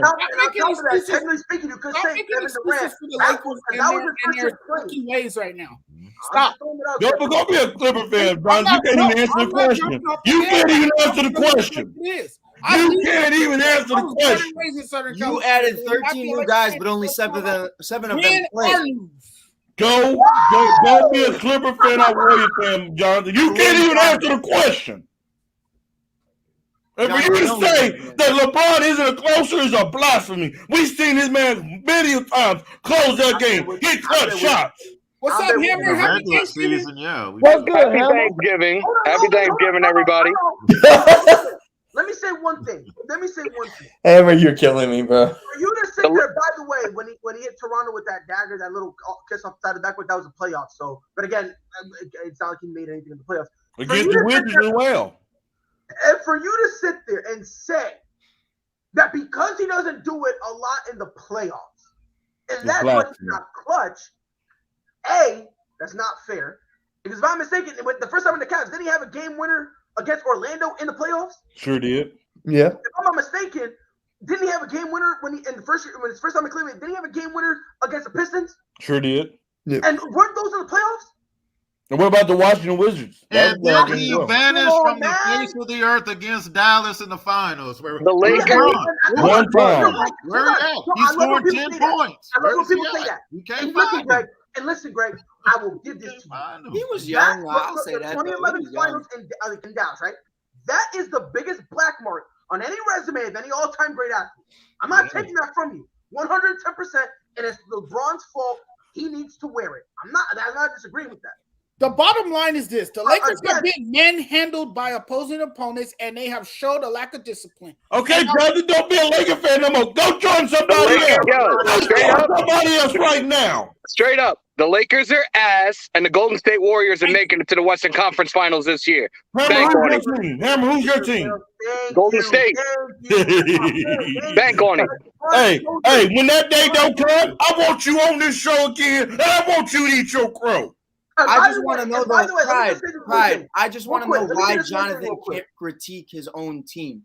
No, it's because Jonathan let people dictate his mindset. He had a whole other mindset because he started listening to people. He started rolling with them. It's not hard to persuade Jonathan. I think you're upset because you can't dictate his mindset. It's not hard to persuade Jonathan. You're in timeout right now. You're in timeout for a minute. I need 6 minutes. I'm getting myself out of timeout. Well, guess what? I'm putting you right back in. So, Mike, let me ask you a question. I want to ask everybody here, right? Outside of Freddie, because we already know Freddie's opinion, right? Mike, just a quick yes or no. Is it okay for Jonathan to critique his own team? Yes, I think Freddie just doesn't like the fact that he can't stop. No. We're not talking about Freddie. I'm just saying, is it okay for Mike love to have my name in his mouth. I look in the group chat. Is it okay for Jonathan to critique? I see him in the group chat all day yesterday. Okay, Mike, that's a yes, right? Freddie is. Jonathan is allowed to critique his own team, correct? Mm-hmm. Okay, Greg, is it okay for Jonathan to critique his team? Yes, it is. Okay, yo, coach, unmute yourself. Yeah. Is it okay for Jonathan to critique his own team? Hell yeah. I don't give a damn my team young either. I critique my own shit. My own team. I don't give a damn. I make excuses. Hell yeah. I know you just got in here. Let me answer. Is it okay for Jonathan to critique his own team? If it's a team that you cover, then 100%, absolutely. Okay. Mitch, is it okay for Jonathan to critique his own team? Yes, coming from a Philadelphia 76ers fan, we do that every single night. God, I didn't say he couldn't critique his. There we go. I did not say that at all. Well, there we go. So I believe Jonathan it's okay for him to critique. I gotta get to work. What he said. Hammer, I'll DM you later. All right, Hammer. Yeah. Have a good Thanksgiving. Happy Thanksgiving, guys. That's what I said. I didn't say he could. So I believe Hey, you know what? Hammer does make a good point. The Warriors look like a complete team right now, and they have Don't be a Warriors fan, they have Jonathan. one of the purest shooters in the NBA. Jonathan, don't be a And Warriors fan. they're about to get the second purest shooter back. Jonathan, go be a Warriors fan. Go put on some blue and yellow. I'm not gonna be a Warriors fan, but I'm gonna tell you like this. No, because you know what's you're been disrespecting. Listen to me. You know what's been all the difference with the Golden State Warriors? I'm gonna tell it like it is. Andrew Wiggins. He is getting to the line more. He has been effective driving to the basket. He's been finishing at the basket. I think Jordan Poole too. Settling for a lot of step backs and fadeaways. He's been making smart decisions with the basketball. And then, of course, you have Steph Curry doing his thing, putting up big numbers as he does. You should know that's your team. That's your team. And then you look at Draymond Green. You look at what Draymond Green has done defensively. You should know your team better than anybody else. Jordan Poole, Otto Porter Jr. and big additions on the team. You should know your Warriors team better than anybody else. Iguodala back. They just look stronger and tougher than the Lakers. Yeah, don't be a Warriors fan. Hold on real quick. I don't get it, bro. I don't get it at all. This is why and this is bizarre to me. I think I found out why Freddie gets mad when Jonathan critiques the Lakers. I think this is what it does. See, Freddie believes that you need to ride with your team through thick and thin. Right. That's most of and these if you're fans. the Houston Rockets, you still need to scream that you have a chance to win the final. Yeah, that's most of these fans, though. Even on Facebook. And that is a lot of Lakers fans. To be honest, counting me and to be honest, that is a lot of them. Right. And Pride, the common misconception is though, and coming from a Bulls fan who had Garpax as our front office for 2 decades. I ain't no damn Warriors I'll say it like this though, Freddie. Here's where Jonathan's coming from. You are ride or die with that franchise, regardless. Not the people within it, not the teams that they assemble. If you can critique them, as long as you're a Lakers fan at the end of the day, you know that you're ride or die with that team. You're not going to go anywhere. The problem is right now, Freddie, you're sitting there and you're acting like this team is your baby. This team is your child. And you love Russ, and you love Brown, and you love AD. But they can do no wrong. That's not true. That's not true at all. That's not true at all. You're wrong about that, Mike. How? Because you are. Because what you failed to say is you can say all that, but what you failed to say, the problem I have with Jonathan, why you telling me, dog? He can say this one day, and he can turn around the next, and he can say because he hear you, he hear Tony, he hear everybody else talking about the Lakers, and he persuade a different route. This is the same Jonathan who's been the most delusional Laker fan for years now, and he come up and change his position because I've never heard him say one like thing he playing. He tapped dance like he's Michael Jackson when it's come to this situation. And you know what, Jonathan? If you want to be his guy, it's not tap dancing. He just preaching and speaking facts. He just preaching. It's not tap dancing. It's not tap dancing, Jonathan. He is dancing. Yo, what's up, Gooey?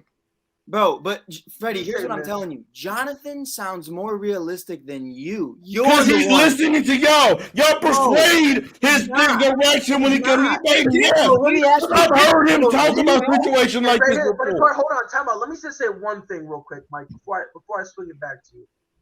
It's kind of funny because at one point, a lot of the stuff Jonathan said, Freddie had the same opinion at one point. Exactly. For instance, what was it? Last week, you was upset and said that Russ needed to be traded. Now, all of a sudden, you're saying Russ is now the guy again? All because he's stepping up. No. So all I'm saying, Freddie, it's no pride. What I'm talking what about. is he doing at the other end of the floor? Jonathan, I like your name. I like your name, Jonathan, on your screen. It tells us what page. I don't care. That's okay.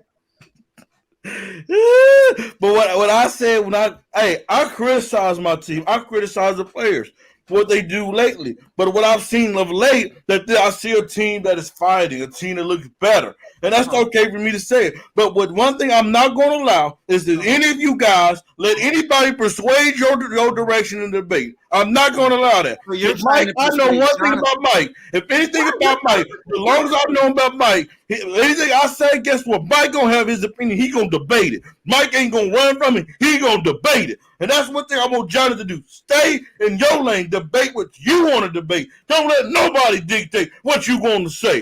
I'm not going to let you dictate what I say. Yes, you do, Jonathan. Yes, you do. Freddie, I'm laying out the facts. You're not laying out no facts. Also, Pride, is he not also the same guy that had LeBron James as his GOAT? LeBron goes down. Now he's not, but now LeBron dropped 39. I dictated that. LeBron dropped 39. So it's different now that he dropped 39. I dictated that. Check this out, Freddie. Freddie, also. I dictated that. Nobody else. I'm the same guy. Listen real quick though. Hold on, Jonathan. I just want to introduce Mitch to this conversation of what we're talking about. Yeah, because he's been by his own admission. I feel so bad.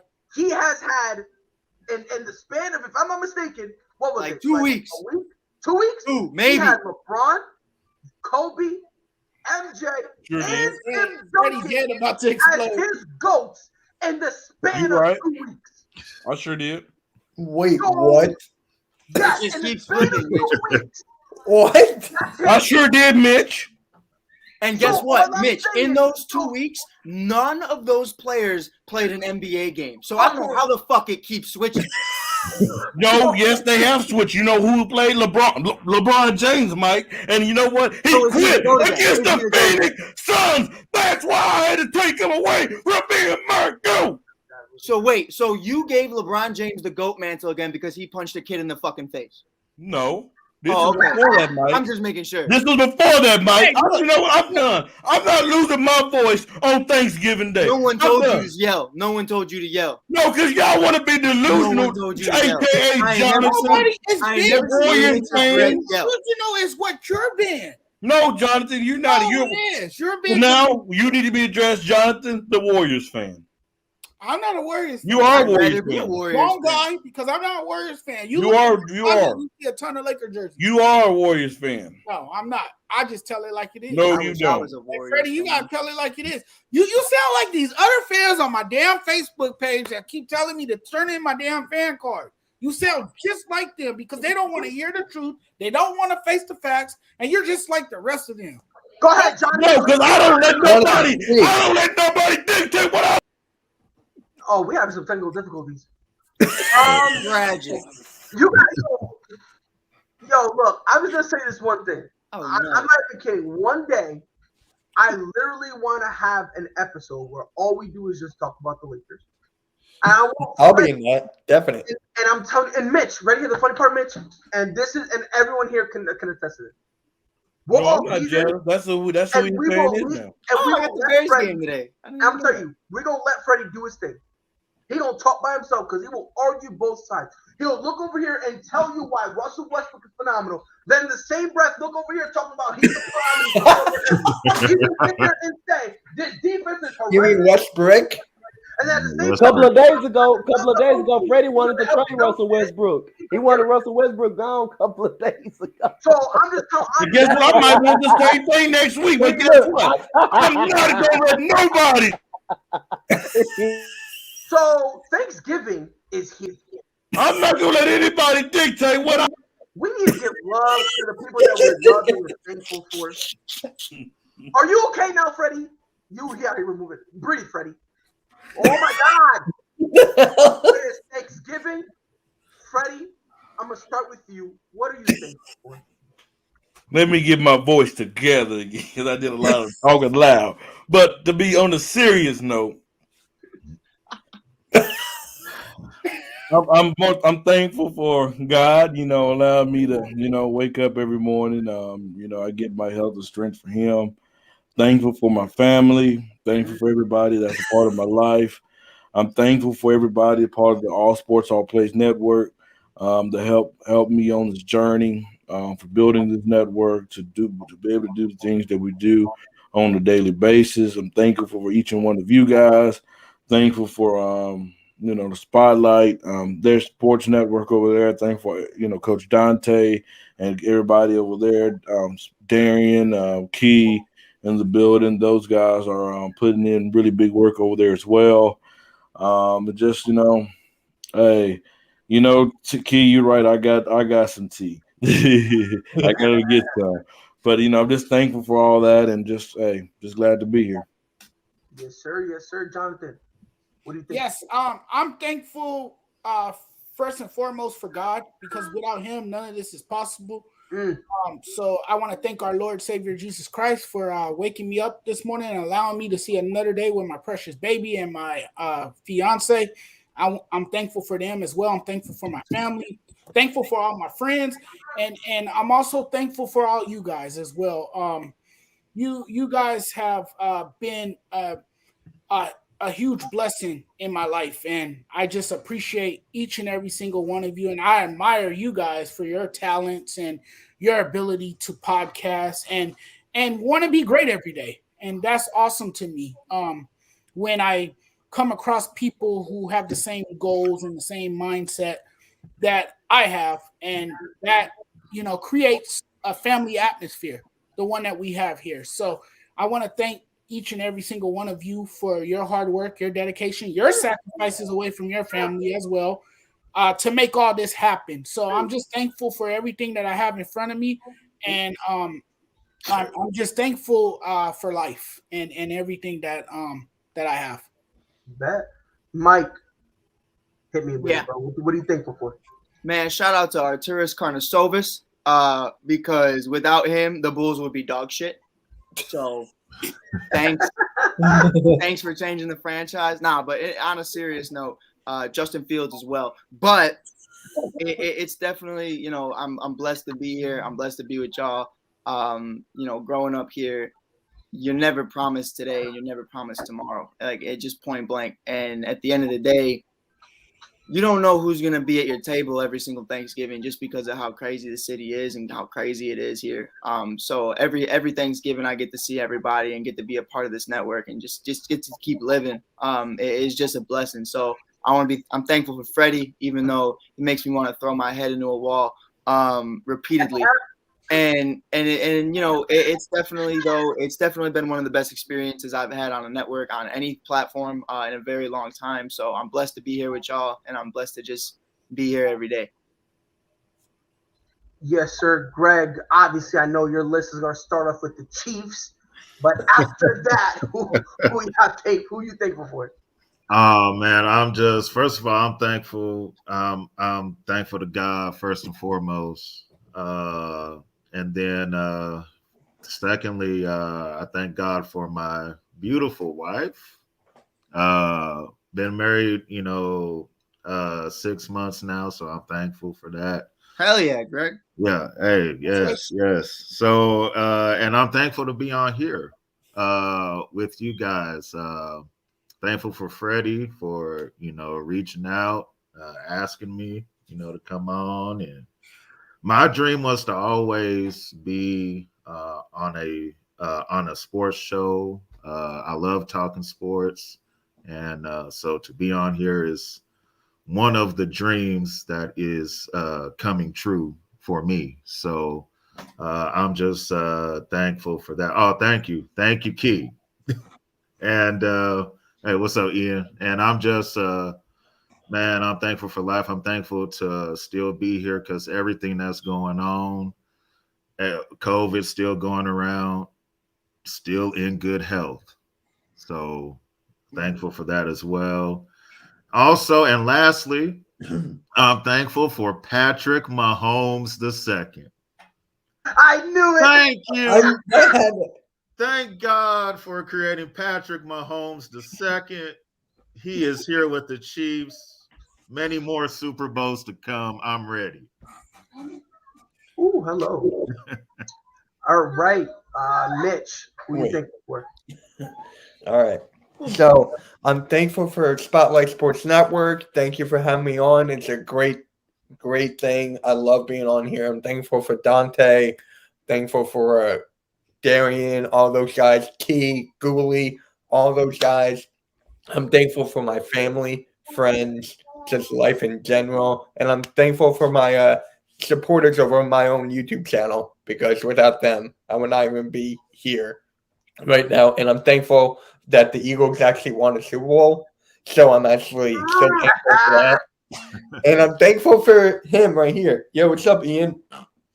But you switched to Jersey? Huh? You switched to Jersey? You had Ben Simmons up there earlier. Nah, you ain't slick. You had Simmons up there. I never had a jersey, but I still have a shirt. It's crumbled away in my drawer somewhere.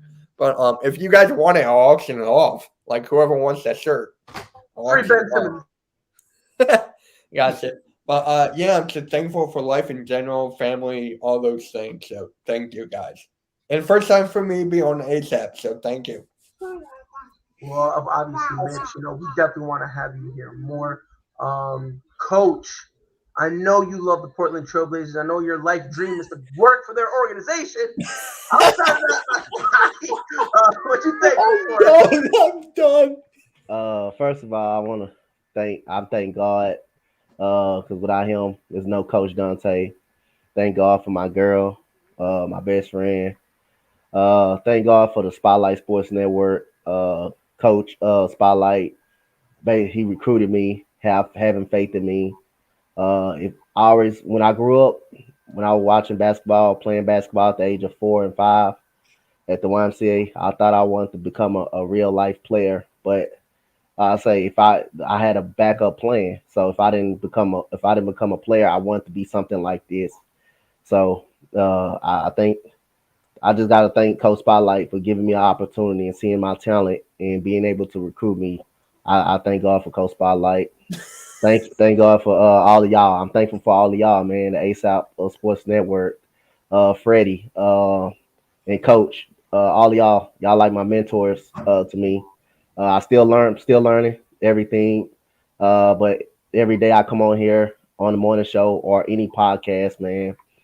I thank y'all for the opportunity. So I thank God for my family, my friends, my coaching staff that I coach with, my 4, 5, and 6-year-olds. God is just good, man. And like I say, man, growing up when I was little, getting picked on in school, getting my lunch money taken, losing my grandmother, losing my mama, losing all my grandfathers, and to stay this strong and to keep afloat and stay off into coaching and find something new to do, which is YouTube. You know, it's like a blessing to me. So again, I'm just thankful for all of you guys, and Miss Key been a great mentor, great friend to me as well ever since I joined the network. Helped me out on everything. I just want to give a big shout out to you guys, man, and Spotlight Sports Network and all you guys, ASAP Sport, because like I say, y'all been great mentors to me. I know I'm 31 years old, but I look up to everybody that's around me. I look up to all of you guys. You guys has been a really big good blessing to me. So that's why I do my posts on Facebook to let you guys know. You know, I really appreciate you guys for being there for me, and all of us talking like a family, having heated debates. But that's what you get in all sports. You're gonna be heated. You want to be competitive, and it's just fun. So I'm just thankful for all of you guys, and many more of that. So thank y'all guys. That's what I'm thankful for. And thanks for the Rockets, for the Texans finally getting a damn win. Rockets Shut up, Coach. Thanks for the Rockets breaking that 15-game losing streak. Thank God. Yeah, you're welcome. In the second half. Thank God. But that's a great team over there. Chicago is a great team, man. So GG, Seguli, and Mike, that's a great team over there. So that's what I'm thankful for. Thank you so much. God damn it. Yeah. Mike is like, yo, you and I, we was cool until you brought that up. It was so touching until that last 5 seconds. That last part. Obviously, you know, to piggyback off of you guys, obviously, you know, thank God, because without him, forget all this podcast stuff, nothing would be possible. You know what I mean? Right. So, and you got to think about it, Pride. Like, we get humbled so quickly, bro. Like, today I woke up, another blessed day. And now, in 15 minutes, I'm about to watch the Lions beat the Bears, and I'll be very humbled. And then you're going to wake up tomorrow and be mad because Matt Nagy's still your head coach. Once you get that humble positive, Thanksgiving. It could be worse. It could be worse. You could Way still worse. have number 25 on your roster. It could still be worse. Right, I mean, free Ben Simmons. I'm thankful for Shanghai. Fred, you know, without him, I would have here. You know what I mean? I love the debate. I'm Lakers grateful for would take everyone him, that- right? because, you know, Lakers? it's always fun. You know what I mean? Because I know regardless we could debate, but at the end of the day, I know if I need a vet or something, I could always I could message one of you guys. Pride, is that your girl? Yes. So first of all, I'm thankful for this little kid. His hair's a mess because he doesn't want us to do it. This is the son I've always been telling you about. His name is Xander. Yeah, I'm thankful for this little. Nah, tell your wife. I saw her too. What's up, Xander? Yeah, and then my daughter Naomi, who right now doesn't care about me. She's more interested in my phone. And then What's up, Naomi? Aaliyah, Mike, you and Freddie have met her to the point where I cannot really say what I want to say on the show anymore because I am now censored. So I appreciate you too for that. It happens, bro. Yeah, I feel you here. But obviously, I'm just grateful for being able to breathe and whatnot. I mean, one day maybe I'll tell my full story, but I was down bad before I met her.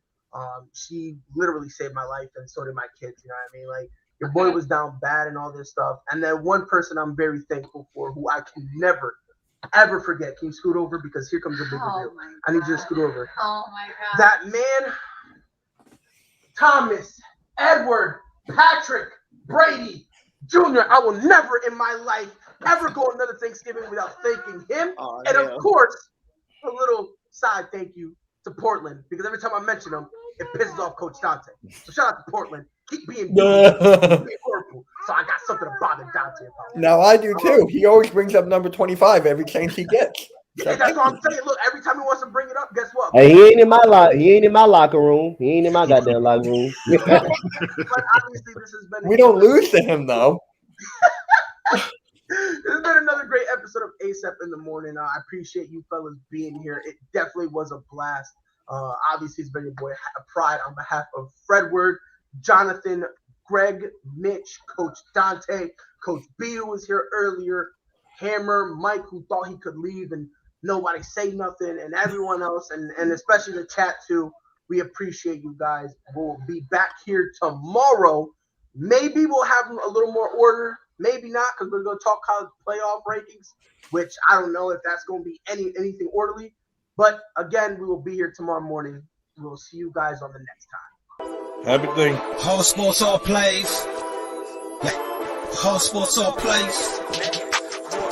Whole sports all plays. 365, we making a plays. You talking the game, get you through the days. We're high in the court, the dime in the lane. Variety, topics, living the same. All presentation, sports information. In the airways, taking the nation. Sport all plays, they working your faces. Grace at the field, so tie the laces. All sports all plays.